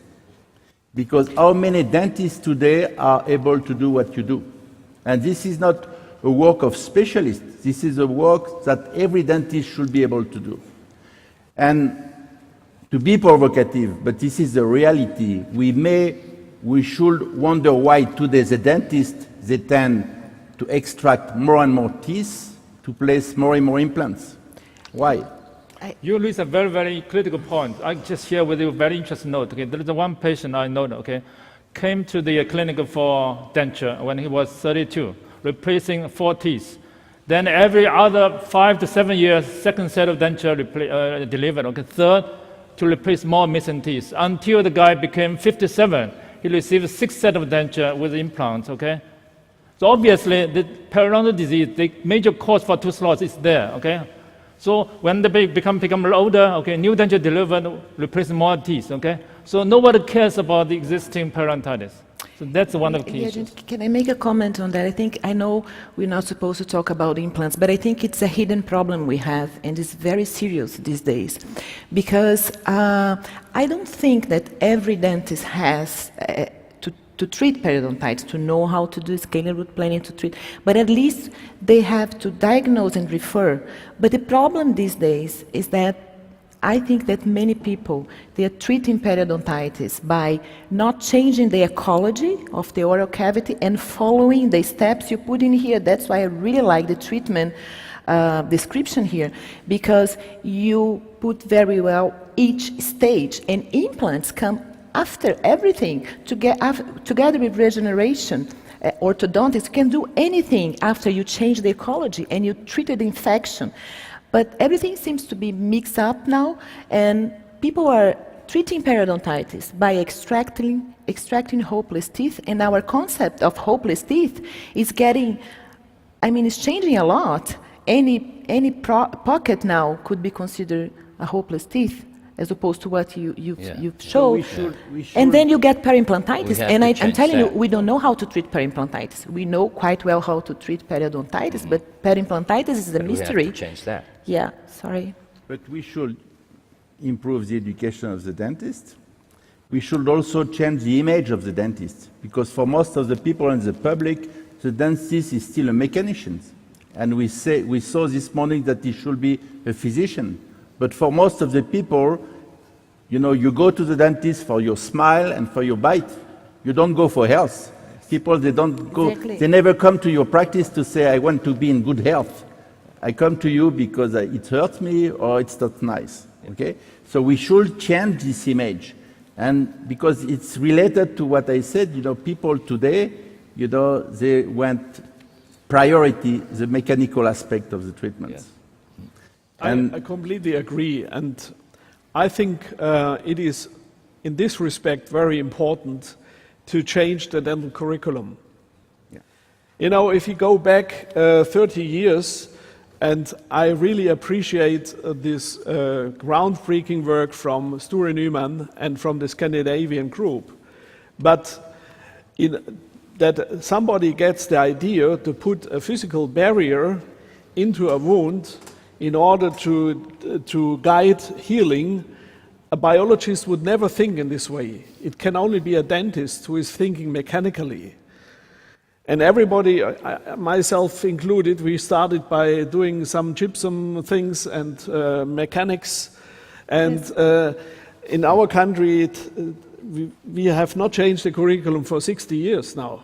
We hope it will change, but we don't know. So we have also to keep in mind that the education should be for the dentist, not only the skills. The skills are important, there's no doubt. But we have to make clear that he is not only a mechanical therapist, he is also he is part of medicine. He is like a doctor, and he has to be aware and he has to know how to approach the patients. So the message is very clear. Okay, we have to enhance the dental education, also in the same time enhance the postgraduate and professional education as well. Yes. Yes. Okay. And we should also evaluate in our practice. Because, we are in this audience, we are very idealistic. Everybody agrees that we should have good oral health for everybody. But the people there, the dentists, they practice to eat. Their incomes is always a priority. Yes. And we never talk about that in our meetings. In perio meetings, we talk about science, about practice, but we never talk about money. But money is a key, because it's a cost. Health is a cost. And who should pay for this cost? This is also the key question today. So we have some critical questions here. Magda, you want to have something? I think this is a skewed view from the dental field, because we think that with prevention, or just small treatments, we are not going to make money. If you have more people coming in, you don't need to place implants, to do periodontal surgeries, to make money at the office. We have to change the whole mind of the dental field. Very likely the reason, the new definition of oral health initiated by FDI has been approved by all the national dental associations. We will reshape the future dental professional development. This is very critical to promote the value of prevention instead of only just treat. So due to the time limits, we stop here. But for sure, after the third presentation, we have more general discussion, okay, to talk about remaining problems, money issues, and the future perspective. Okay, thank you for the panel. Thank you. Yeah, thank you. Thank you. So now I'm very pleased to invite our next speaker, Professor Stefan Renvert from Sweden, my old friends. So please talk about, he has a big challenging task to share with you what is the remaining problem and what is the proposed action to be taken, okay? Thank you, Stefan, Gian. yes. Thank you, the FDI, for the invitation and for being part of the task force group. It has been very challenging, as Jin says, and I'm now going to try to give a little bit my and the group's view on the challenges that we have and recommended things to do in the future. So basically my talk is focusing on three things, as you can see: the current problems and the major challenges of periodontal care, proposed recommendation, possible solutions, and the call for actions, and then an action plan. And now we need your help, because we need input and see how we are going to move forward in this aspect, because we have not covered everything, we know that, and this is why we need a discussion here today. I have been a periodontist for 35 years. Okay. I've been working clinically, and I've been working at the university at the same time, doing a lot of research and a lot of clinical cases. And now when we read what's on the slide here, and we've heard before that periodontitis is very common, a common disease, but basically nothing has changed since 1990. It's the same. We have the same amount. And I am from Sweden, so I take a Swedish study, because it's like home, And this is from a good friend of mine in Jönköping, who published recently this paper, and looking at how things are changing periodontal health / disease among 20 to 70-year-olds in the city of Jönköping in Sweden. And here you see in the bottom, this is not very good, but you can read yourself, it goes from 73 to 2013. But if we focus on the last 10 years, 2003 to 2013, you see that basically very limited changes. And if we look even further back, you can see that the groups 5 and 4 are more or less the same over time. So we must be doing something wrong, because we have the same amount of disease. And I'm picking Sweden because you may think that we have a good social system, we are paying taxes for dentistry and so forth, but still limited changes.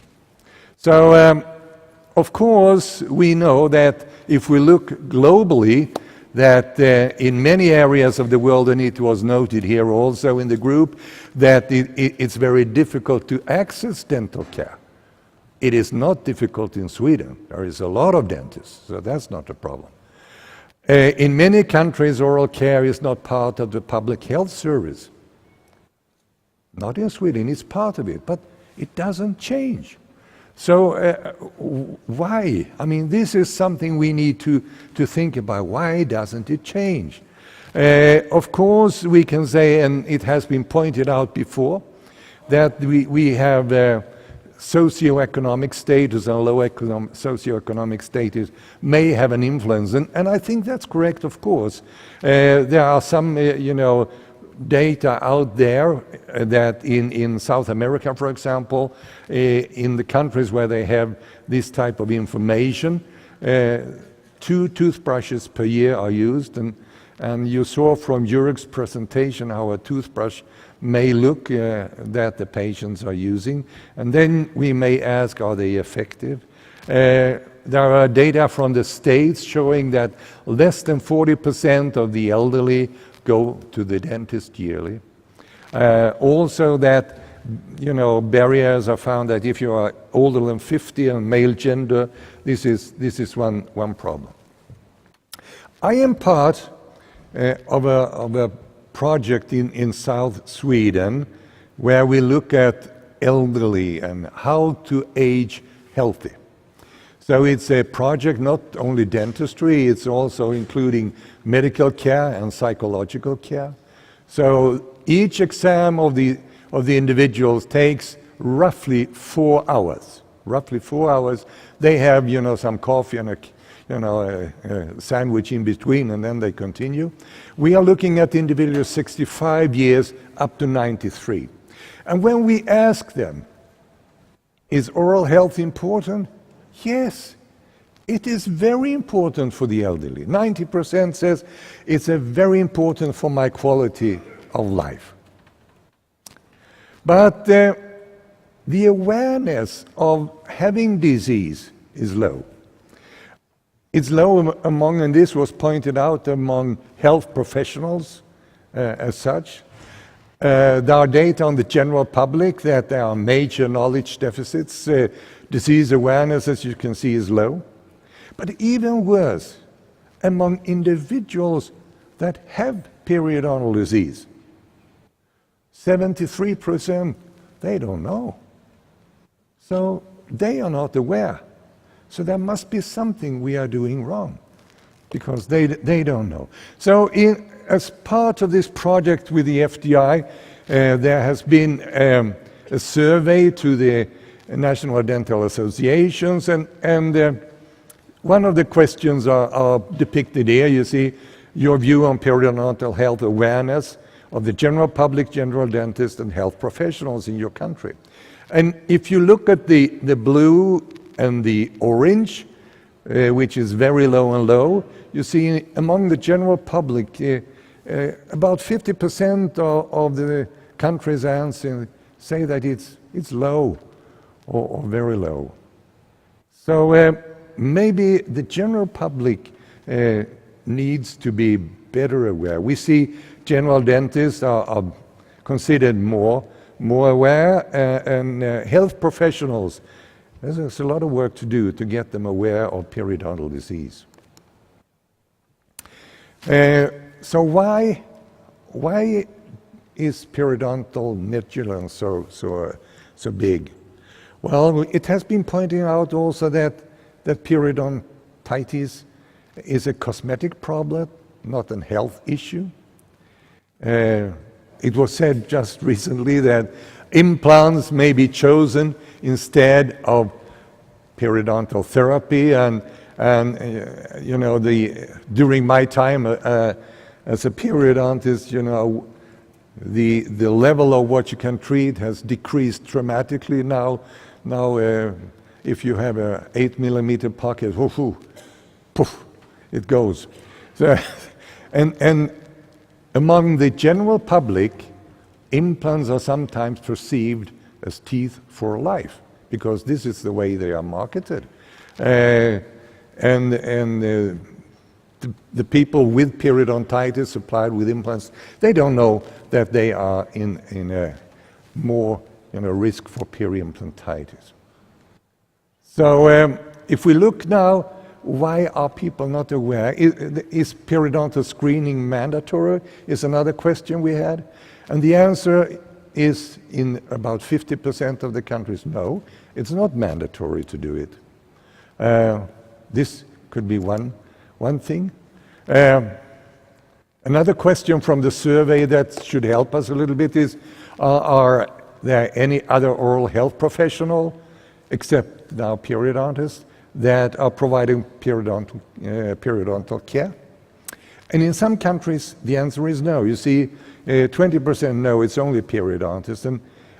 And if we are going to effectively prevent, start early, avoid, talk about health, we need to engage, other professionals, not only periodontists, general dentists, dental hygienists, other health professionals, and the public should be engaged in this. If we now look at another challenge we are having, as I see it, is that we have an aging population. We know that if we are lucky, we are getting older. When we get older, things happen. And this is data from a study we did from 20,664 dental journals on patients receiving care at their care centers. And you see the amount of different medical diseases they have. You see that psychiatric conditions is very common among those individuals, and this is something common. If we look now that tooth loss among those individuals are very common, and the teeth they have still in the mouth are not of good quality, so to speak. We have caries on a lot of those teeth. They have several root remnants, so their oral health, you could say, is not good at all. So if you end up in that, care centers, your oral health is not good. So we have to do something about it. One reason why it may not be good is that with age, more and more of us are getting dementia. You see, this is from the study we are doing. You see that the brown line is high up, and it's the age 90 plus. We have about 30% of individuals with dementia. And if you have it like that, what is going to happen worldwide? This is, prospective changes in the amount of dementia worldwide. You see that there is an enormous increase that is prospected over time. And then you may end up as the lady to the right, who doesn't want to open her mouth, no dental care whatsoever, and nobody helps her. So we need to get through to the other health professionals as well. We go back to those elderly, which is becoming a problem. 1 out of 4 say they cannot eat because the teeth are loose, they are sore in the mouth, and the only nice thing they have during the day is the meal. And the meal is a pain. So there is a lot of problems. So how should we proceed? Is there things we can do? Of course, we have discussed here before that we have to enhance the awareness. And it has been said, and I think this is very important. I mean, I have been teaching perio for so many years, and educated dentists and dental hygienists. And often we show them, that okay, it looks like this. You have a tooth, and you get bacteria, and if you do nothing, it gets a little bit worse. You'll see in the pictures David showed you, and then it's getting even worse, and you have periodontitis, and lastly, the tooth will fall out. And I would say, who cares? If you're a patient, who cares? I mean, that might happen, but I'm not sure that it will happen. And it may happen in 40 years or so. I don't know if I'm alive. I think that instead of trying to focus on how to prevent disease, we should focus on how to preserve health. And then if we are trying to preserve health, we need to motivate and to highlight the advantages of being healthy instead of highlighting the disadvantaging of being unhealthy. So why should we keep healthy? Yes, because we have a better quality of life. We have I think somebody said here, a nice smile, you have a good breath, You can look at any woman's magazine. I did that. I went back to the 40s and looked on a cover page of Julie Garland with a nice smile. We go in 40s, 50s, and 40s. And if you take any nice magazine today, is there somebody without a nice smile? No. Everybody wants a nice smile. If I talk to my patients, I say, do you like to have this, pink thing between the teeth, or you would rather have a black triangle? They like the pink stuff. So, they have to know to appreciate health. And I think this is something we need to do. You've seen other things here with the unnecessary load of the immune system and so forth. And I think this is something we need to highlight. We also need to highlight, the early signs of disease. It's not normal that when you spit out that there is blood. This is an early sign. We should promote the healthy lifestyle. Of course, we need to tell our patients and the general public that there is a link between periodontal disease and other non-communicable diseases. We need to tell them that teeth are really superior to implants. Smoking cessation and dietary advice should also be part of our way of preventing periodontal disease. And this means that if you have a for me it means that when I have a healthy patient in the chair who smokes, this is an indication for discussing smoking cessation. Because if he or she should be healthy, we should start then, not wait 15 years and then say, oh, it's because you were smoking. No, we should interfere early. This is something I think. And in this aspect, I feel that dental hygienists is a very important group. What are the benefits? Other benefits, an effective management is that if we do good handling of periodontal disease, we can reduce cost of other medical care. We know that. So it's cost effective. We know that dental hygienists can perform non-surgical therapy very effectively, and by that free up time for dentists and specialists to do the more advanced things. We know also that it's easy because a lot of the patients are coming to our practices. We can do, screening for high blood sugar. There are very nice tests available for that. So now ideas on how to proceed is, as we have discussed, and Jin told you in the beginning, we are in the process of developing a white paper, and we want your input and help. We are also going to develop global periodontal prevention plans and an easy to read leaflet that could be distributed to dental personnel worldwide. And I think we had from the floor, that we cannot have too complicated things. It has to be easy, and I think we should also use communication people to get it good. Stakeholders, we should promote the education of dental hygienists in countries where they are not still existing. I think we should liaise with the oral hygiene companies that have the same aim as us to improve health among the patients. Get them to brush long enough, hold the handle for 2 minutes, to keep it in the mouth. This is important, to engage them in that so that we have it.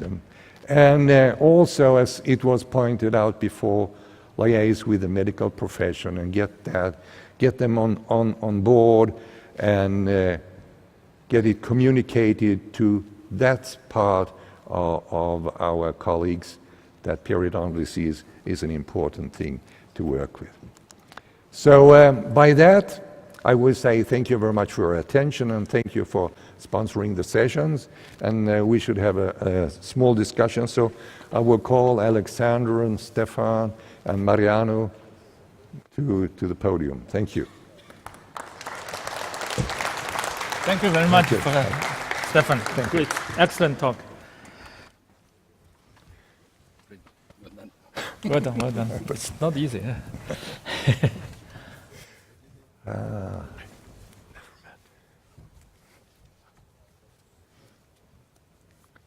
Okay, as I started out saying that this, and Jin told me this is not easy. No, it's not easy to see all the obstacles and all the problems. And this is why we are bringing this up here to the discussion and to the floor. And I would like to have, the panelists input a little bit and also your input, so we could improve the white paper and make it more acceptable for everybody. So, Mariano, what is your? Well, what do you think is our main problems? No, I mean, I don't think we have big problems. We have problems like every other health profession dealing with diseases. But going back to your presentation, which I thought it was very appropriate and is very difficult to add, because I think most of the things are there. But it's very interesting, the data from Ola Nurderit's epidemiology, because if you look at the changes in early to moderate periodontitis, there is a drop of 50%, basically. Severe periodontitis doesn't change. No. But if you compare this data from Ola to the data that is coming from basically Thomas Kocher and others from Germany, they had not seen this drop in early to moderate periodontitis. And instead of being around 25%, it's still around 45%. Why? Why the difference between Sweden and Germany? And I will answer the why. Yeah. The why is education. Authorities understanding the importance of providing periodontal treatment, and is the input of well-trained dentists and hygienists into the oral care of their population. We understand that severe periodontitis has another issues, probably the genetic component is much stronger, and our influence on this 10% of severe periodontitis probably is very limited. But our influence in that accumulated, very slow, early to moderate periodontitis, I think it can be very important. And I think in terms of speaking with the authorities, in terms of educating our dentists, I think there is a lot that can be done. And I think Scandinavia and Sweden in particular has been an example. And the scientific evidence is there. We have the figures. We discussed, and you have put in your slides, the importance on dealing with the medical groups. To me, this is fundamental. To me, a fundamental issue has been this year when the American Diabetes Association has formally included an oral examination as compulsory in every diagnosed diabetic patient. And that is very important, compulsory, in the same way as it is compulsory to have a foot examination by a podologist. This is crucial. I mean, we got, and this comes in a way as an answer to a colleague before talking about causality in these associations. The evidence managed that the European Heart Association included periodontitis as one of the risk factors. And this is in their papers. It is included. And this is very important, because if it is included, we need to talk to the authorities and say, this is a risk factor. You need to do something, because the health of the population, at least in the developed countries, is the responsibility of our authorities. So I think there are many things that have been done, and there are very good examples of the impact, and I think you put in the screen a very important one. But I mean, of course, there are more things that need to be done, and in my mind, the alliance with the medical groups, some other colleague mentioned that before, I think is very important, because the people always link the dentists, at least in our developed world, with economy, with money, with other aspects. But when the people go to the GPs, to the physicians, to the medical doctors, they understand. To me, it's crucial the day that we have WHO linking oral hygiene with healthy lifestyles, because that will implicate a completely different scenario in the way we can educate the people. And finally, I think your focus on the elderly is crucial. Crucial because when we are dealing about the elderly, we are not dealing at all about aesthetics or about well-being of having a nice smile. We are dealing about death and life. And the problem is that the people, when they lose their manual skills to brush, either they have somebody who do it, or probably could be better not to have teeth than to have teeth or to have implants staying there if you cannot take care of them. And finally, you mentioned in your slide, I think it's very important in this multifaceted approach to link with the oral health companies.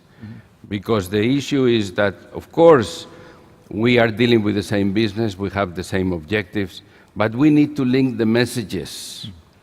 Because I think we need to take, in a way, profit of the credibility of the profession, the credibility of the content, evidence-based that we can provide the population, but we need the vehicle of the companies, because we cannot reach by ourselves. So if we liaise in a proper way, I think this can be very efficient to reach to the general population, which of course we as a profession will never get there. Thank you. Yes, so Professor Mariano Sanz also mentioned something very important, also very practical, the money issue. So here I'd like to invite one of the top experts in socioeconomic aspect of oral care, periodontal care, Stefan. So could you say something? Thanks for having me. Not sure the microphone is working. No, it's working. Yeah, thanks for having me. And thanks for the appraisal as a health economist. Yes, I agree. It may be helpful to use economic information for purposes of raising awareness, particularly in the health policy level. Yes. Now, like if I may comment on this, like on my experience when we are working on such information, is that we are very often facing limited availability of data, robust data. So I think like an important issue for the future is also like routine reporting, routine measurement, and standardized measurement of oral health outcomes, including also the impacts of oral health and their diseases. And that includes quality of life aspects as well as economic impacts. And it was mentioned before that our estimations had like a ballpark estimate of $54 billion yearly as productivity losses due to periodontal diseases alone. Such messages may be helpful for raising awareness. What strikes me also a lot, like when I listen to this conversation what's coming up more and more is like this issue of awareness raising. And I guess a key issue in that is like identifying the relevant stakeholder groups and thinking smartly about like what kind of messages are the right messages for the relevant stakeholder groups, and also listening very carefully to those stakeholder groups. I guess there's a lot of room for improvement in that regard. Relating to that is, apart from the issue of availability of good and robust data, is also the issue around causality, which was mentioned before, because there's this notion of links between periodontal and general diseases. I think it's really important to not lose credibility by overemphasizing evidence-based alone on correlations rather than causal evidence. I think that should be clearly communicated as well. Like one thing I'm wondering about today is how many patients we have we are speaking to on a regular basis. I mean, like today I was wondering, like, is anyone representing the patient's perspective in this communication today? And I think this is really important. Like, if we talk about saying, like, okay, how do we change behaviors of our patients, which is, I think, the essential issue to discuss. I think we should invite them in each and every conversation and understand their perspective better.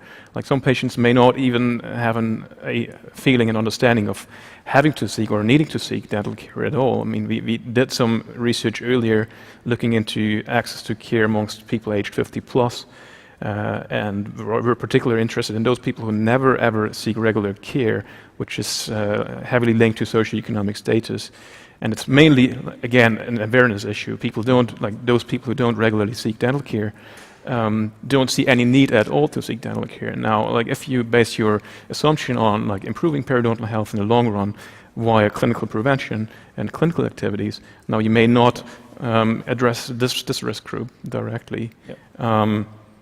And it has been raised over and over again, also this notion of personalized medicine. I think there are tremendous chances in this alley. There are challenges coming up, I think, in terms of managing the information, in terms of making the information digestible and easy to use. So that is a call for smart technology innovation. And also, like, interprofessional collaboration, of course, there are tremendous chances. And finally, linking back to economic aspects, I think it's also timely and sensible to reconsider how dental professionals are reimbursed. Now, the reimbursement systems are still based heavily on fee-for-service, so for each individual procedure, like one unit of payment, rather than looking at the entire cycle of care and rewarding sort of positive health outcomes. So reimbursement systems tend to reimburse invasive kind of step-by-step procedures rather than improvements in health outcomes. And I think that's not an easy one, but I guess that's something to think about for the future. So hopefully with the new definition of oral health, I think in the very near future, the insurance company could claim, okay, the preventive procedures. Then you translate the preventive treatment, okay, it's very valuable, rather than just restorative care or treatment. Can I invite Alexander? He has a lot of experience working with dental dentists, yes, GPs and dental manager of dental practice. So could you offer your valuable comments and opinions? Thank you. Yeah, I totally agree with your presentation that even when people go structurally to the dentist, then still you see that the behavior of periodontists is not that much changed. Now, you could say we need to educate the dentist more. In my belief, the dentists know what periodontitis is. In the Netherlands, you have a system where you have to write it down. The knowledge is there. The difficulty is that you have to change your behavior. And every one of us knows how difficult it is to change your own behavior, whether it's food, drinking, smoking, or whatever. Changing behavior is complex. So what we noticed in dental practices when we help them, it is doable, and it does help if you have a motivated hygienist, because that can really raise the awareness in the practice, and working together with other professions is really helping the total practice. But you need to think quite deeply, and you need to invest time. And when you do that, then people start to do the regular screening, and both dentist and assistant know the immediate response to the honest questions of the patients. Why now? Why did you change? And because dentists are afraid for that question, they keep on doing what they're doing. And we shouldn't blame dentists. I think we should help them. And we don't help them with shouting harder that they should do that, but we should try to find, so what are the obstacles? Why are you not implementing it in your practice, and help them there? So that's one thing. And the other part is a lot of patients are not seeing dentists still. I mean, in the Netherlands, we have a luxurious position. I mean, we are very insured, and it's okay. I think the key message we are delivering to our patients stays on brush twice a day. And I think that's not enough for removing periodontitis. So I think we should think together with the industry what the key message is. And that will be not okay for scientists, because there are all little things which should be added to that, but a patient needs just one message. I need to do this, okay, that I can do. more than 2 drinks a day is not okay. Fine, that I can understand. It should be simple. And as soon as we start to have all our intelligent minds together and we write long papers, we say a lot, but the patient will not hear us. Certainly, I think for periodontal health, not only just promote brush, we have to also promote, controlling inflammation, because controlling inflammation will affect, of course, badly control the plaque. In the same time, we need to also promote the healthy lifestyle, try to control all the common risk factors. So this is very important. So some people said that the periodontal disease could be, the lifestyle disease. That's to some extent is true. So due to time limits, we stop here. Then we thank the panel, yes, for the great discussion. Now the last part is to invite our colleagues, my colleagues back to summarize what has been discussed, and also we can get more opinions from you, and then we try to finalize this, then incorporate this into the white paper. So thank you. David, could you come back to present what is the key point have discussed?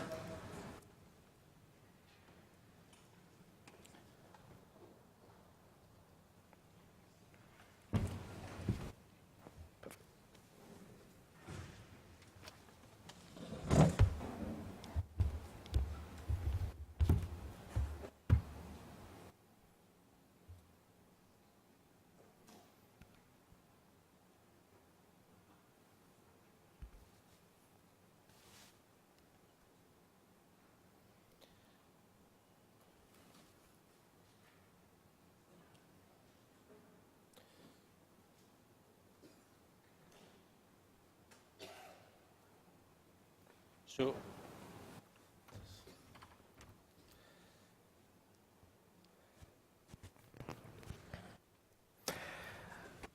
after we have gone through all these sections, and we need to really summarize a little bit what the discussion has added to the previous information. So, before I have the slides. During the discussion of the first section, remember that was that dealt with why periodontal diseases are important. The panel really highlighted that periodontal diseases are infection, and the related systemic inflammation and the consequences for the rest of the body may even make periodontal diseases being considered as not as an oral disease, as a systemic disease, and that I think is a very relevant issue.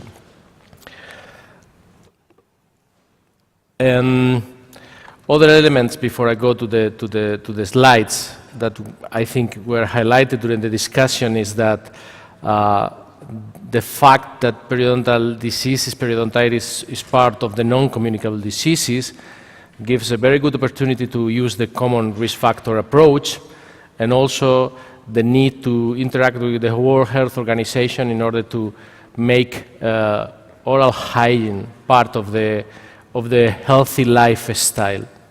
And of course, we need to create different messages to the different targets that we are discussing, the relevant stakeholders, patients, the society, the medical doctors, the dentist, and of course the politicians. So, as a summary of what we have been discussing, we need short, clear messages about periodontal diseases adapted for patient, dentists, and policy makers, and those will be based on the white paper. So we first generate one white paper, then from that white paper we could extract or we could modify or we could adapt the message to the different stakeholders. There is a need to stress on prevention and infection control rather than using implants, extracted teeth and using implants, and we need to educate, in this case, the dental professionals. Systemic inflammation in the home response are relevant issues. They have implications in connection with the other non-communicable diseases, and it's critical, and that was highlighted during the discussion, the engagement of the medical doctors in this sense, and have been discussed in the last part of the presentation by Professor Mariano Sanz, how the medical societies are paying attention to the importance of periodontal diseases. There is a need to emphasize on the common risk factor of periodontal disease with the other non-communicable diseases, and being able to implement the common risk factor approach. Like in other non-communicable diseases, behavioral change for prevention is critical, and oral hygiene should become part of the concept of healthy lifestyle, as recognized by the World Health Organization. Although further research is needed to establish the causality and the association between periodontal diseases and other systemic diseases, it is clear that periodontitis is an independent risk factor for cardiovascular diseases and diabetes. And periodontal diseases are systemic conditions. We should not talk about oral health or dental health as exclusive thing. Is not separated from the general health. It's just health, and I think with that statement, I think we summarize what was discussed after the first part of the session. So I think now George will cover the main elements of the second part of the presentation related with the treatment and the prevention. Thank you very much.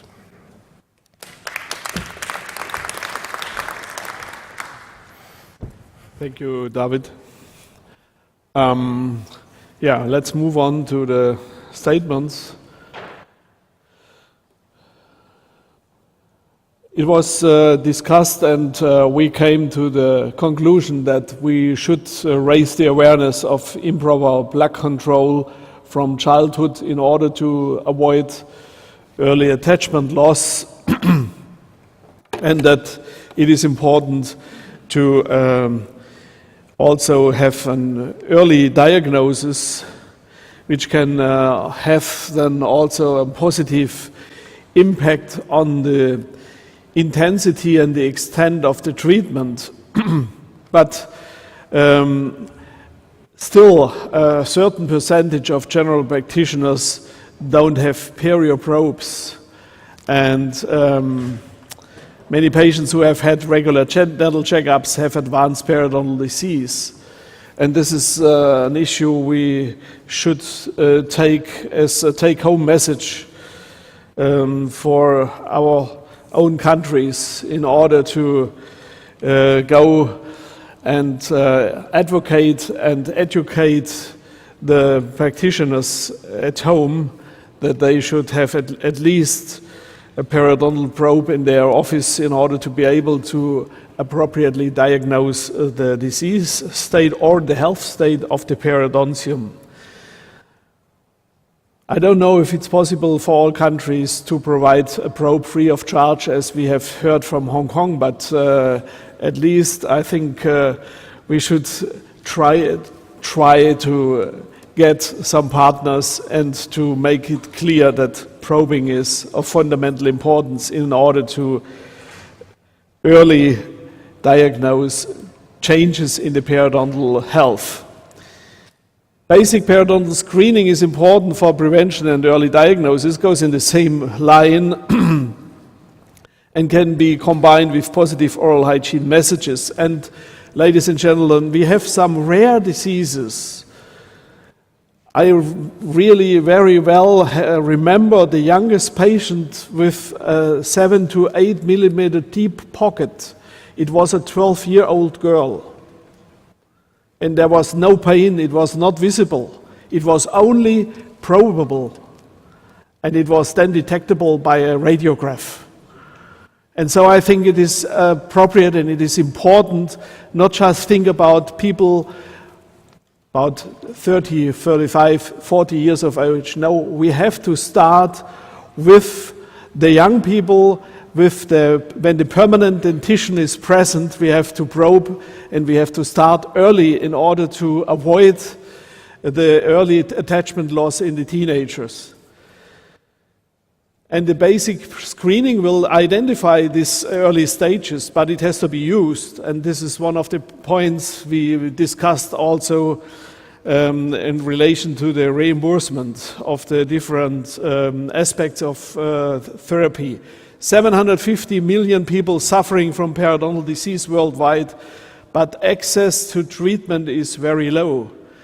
And this is something we have also to think about on the global perspective, so that if possible we should make clear the importance of the access to appropriate treatment and help the countries to establish access to treatment, not only in the well-developed Western industrial countries and societies. Periodontal disease diagnosis and referral is something that every dentist should be able to do, and periodontal diseases should be better addressed in the dental education.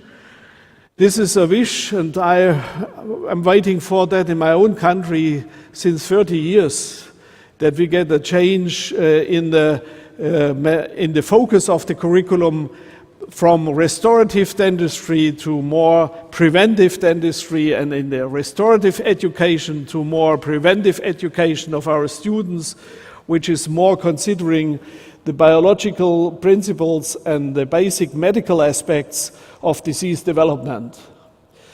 The role of the dentist needs to be addressed by promoting an image of the dentist as someone who looks after health and is part of a holistic medical world, and not someone who only addresses mechanical issues.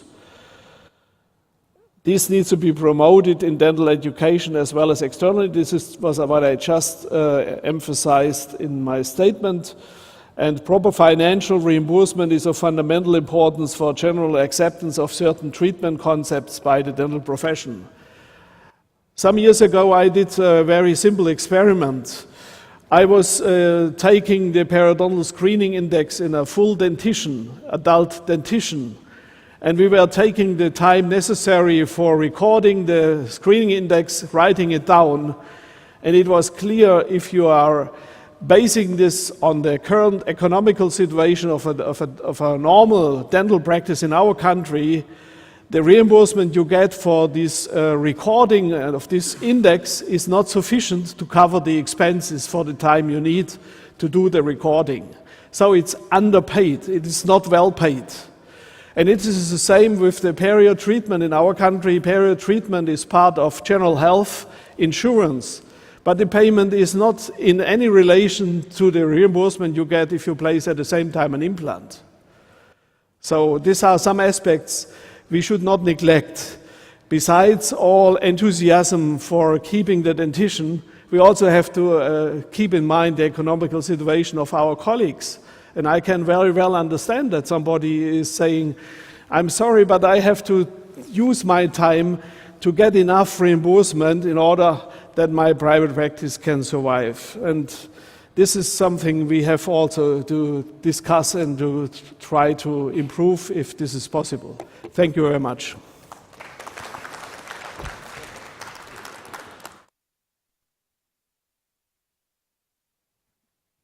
Okay, as you see, we have very fast personnel behind the screens here. So we have some, bullet points also from the last session with current problems and recommended actions. First one is that the dentist education and understanding of the authorities may result in much lower numbers of people with moderate periodontitis and mild periodontitis, and as Mariano said, Sweden is an example. And this is correct, and we have in Sweden a big force of dental hygienists, and I think this is what drives these type of changes. And Joerg, we're now discussing economics, and this is part of how to run a practice in Sweden. You can get it, good type of practice with a number of hygienists, but it takes also that you have a quite high number of patients that, in case they could be healthy, some of them. But you saw also from my presentation that the number of individuals with advanced periodontal disease hasn't changed very much. It was also pointed out that the American Heart Association has included periodontitis as a risk factor for the cardiovascular diseases in one of their papers. And this points out, as well as now, as Mariano mentioned, that the American Diabetes Association says that it's mandatory to do an oral hygiene oral checkup if you have diabetes. Such associations and such alliances are very important because this is another way of reaching to the patient to get, you know, both the knowledge and the force to get them to improve their oral health. It comes not only from the dentist, but also from the medical profession. The elderly, the focus on elderly is crucial, and I think Mariano said it very well. I mean, if you cannot have people helping you or as an elderly person with your oral hygiene when you cannot handle it yourself, you might have been better off without the teeth. So I think this is very important, and this also means that we have to discuss with other groups, other health professionals. They have to know how important oral health is for the quality of life, because we want even the elderly at the end of their time on this earth to have a decent quality of life. And therefore I think we need to liaise with other health professionals. I mentioned, and this was reinforced, the partnerships with different companies to work in the same direction, to, you know, in another angle, go to the patient, find, you know, new ways to improve their oral hygiene, new tools, make it more enjoyable, if you could put it that way, to brush your teeth, if it could be enjoyable, but it could be at least when you get clean. The economic issue was coming up again, and it may be helpful, what it was pointed out, to raise awareness at the policy level, but there is very limited data, unfortunately. We need, it was pointed out by Stefan, that we need to focus on oral health outcomes, and we need to collect data on that aspect. Patients should be integrated into conversations in another way, and I think this also refers to that we need to produce our message in another way. We should be more communicative with the patients, and maybe we could have high-risk patients groups to discuss with. Next bullet point, managing information and making it easy and digestible to use can be helped by technological innovation, and I think some companies are now working on apps that should increase your awareness and also increase you know, your willingness to work with oral hygiene at home, and I think we should support all those things, because if the patients are more likely to use their oral hygiene tools, we will promote a healthier mouth and a good oral health.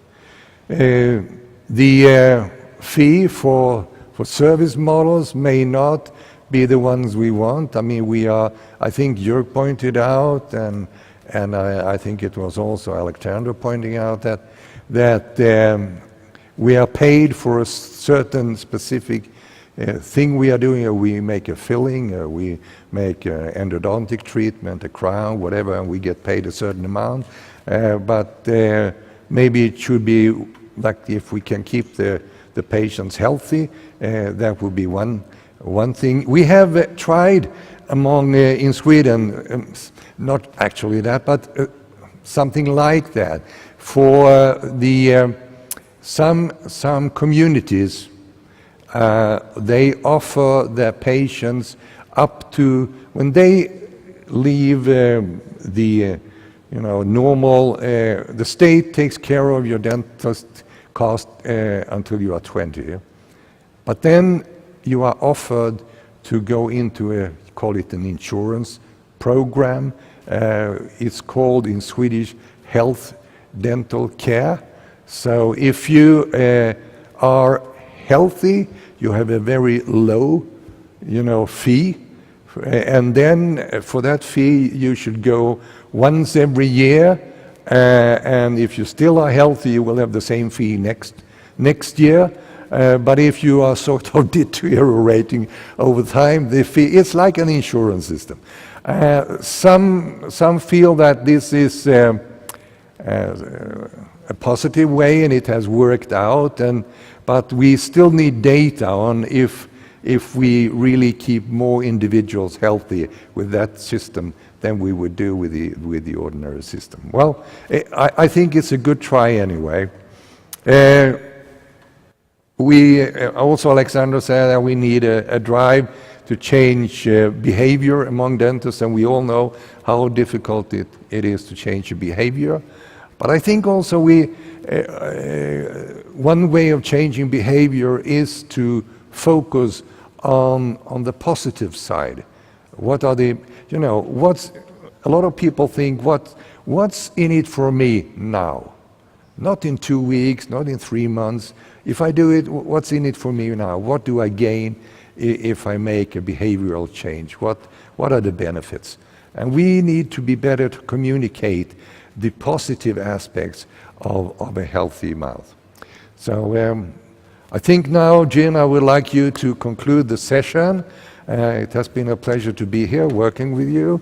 So thank you very much. On behalf of the I'd like to thank the three speakers, David, Joerg, Stefan.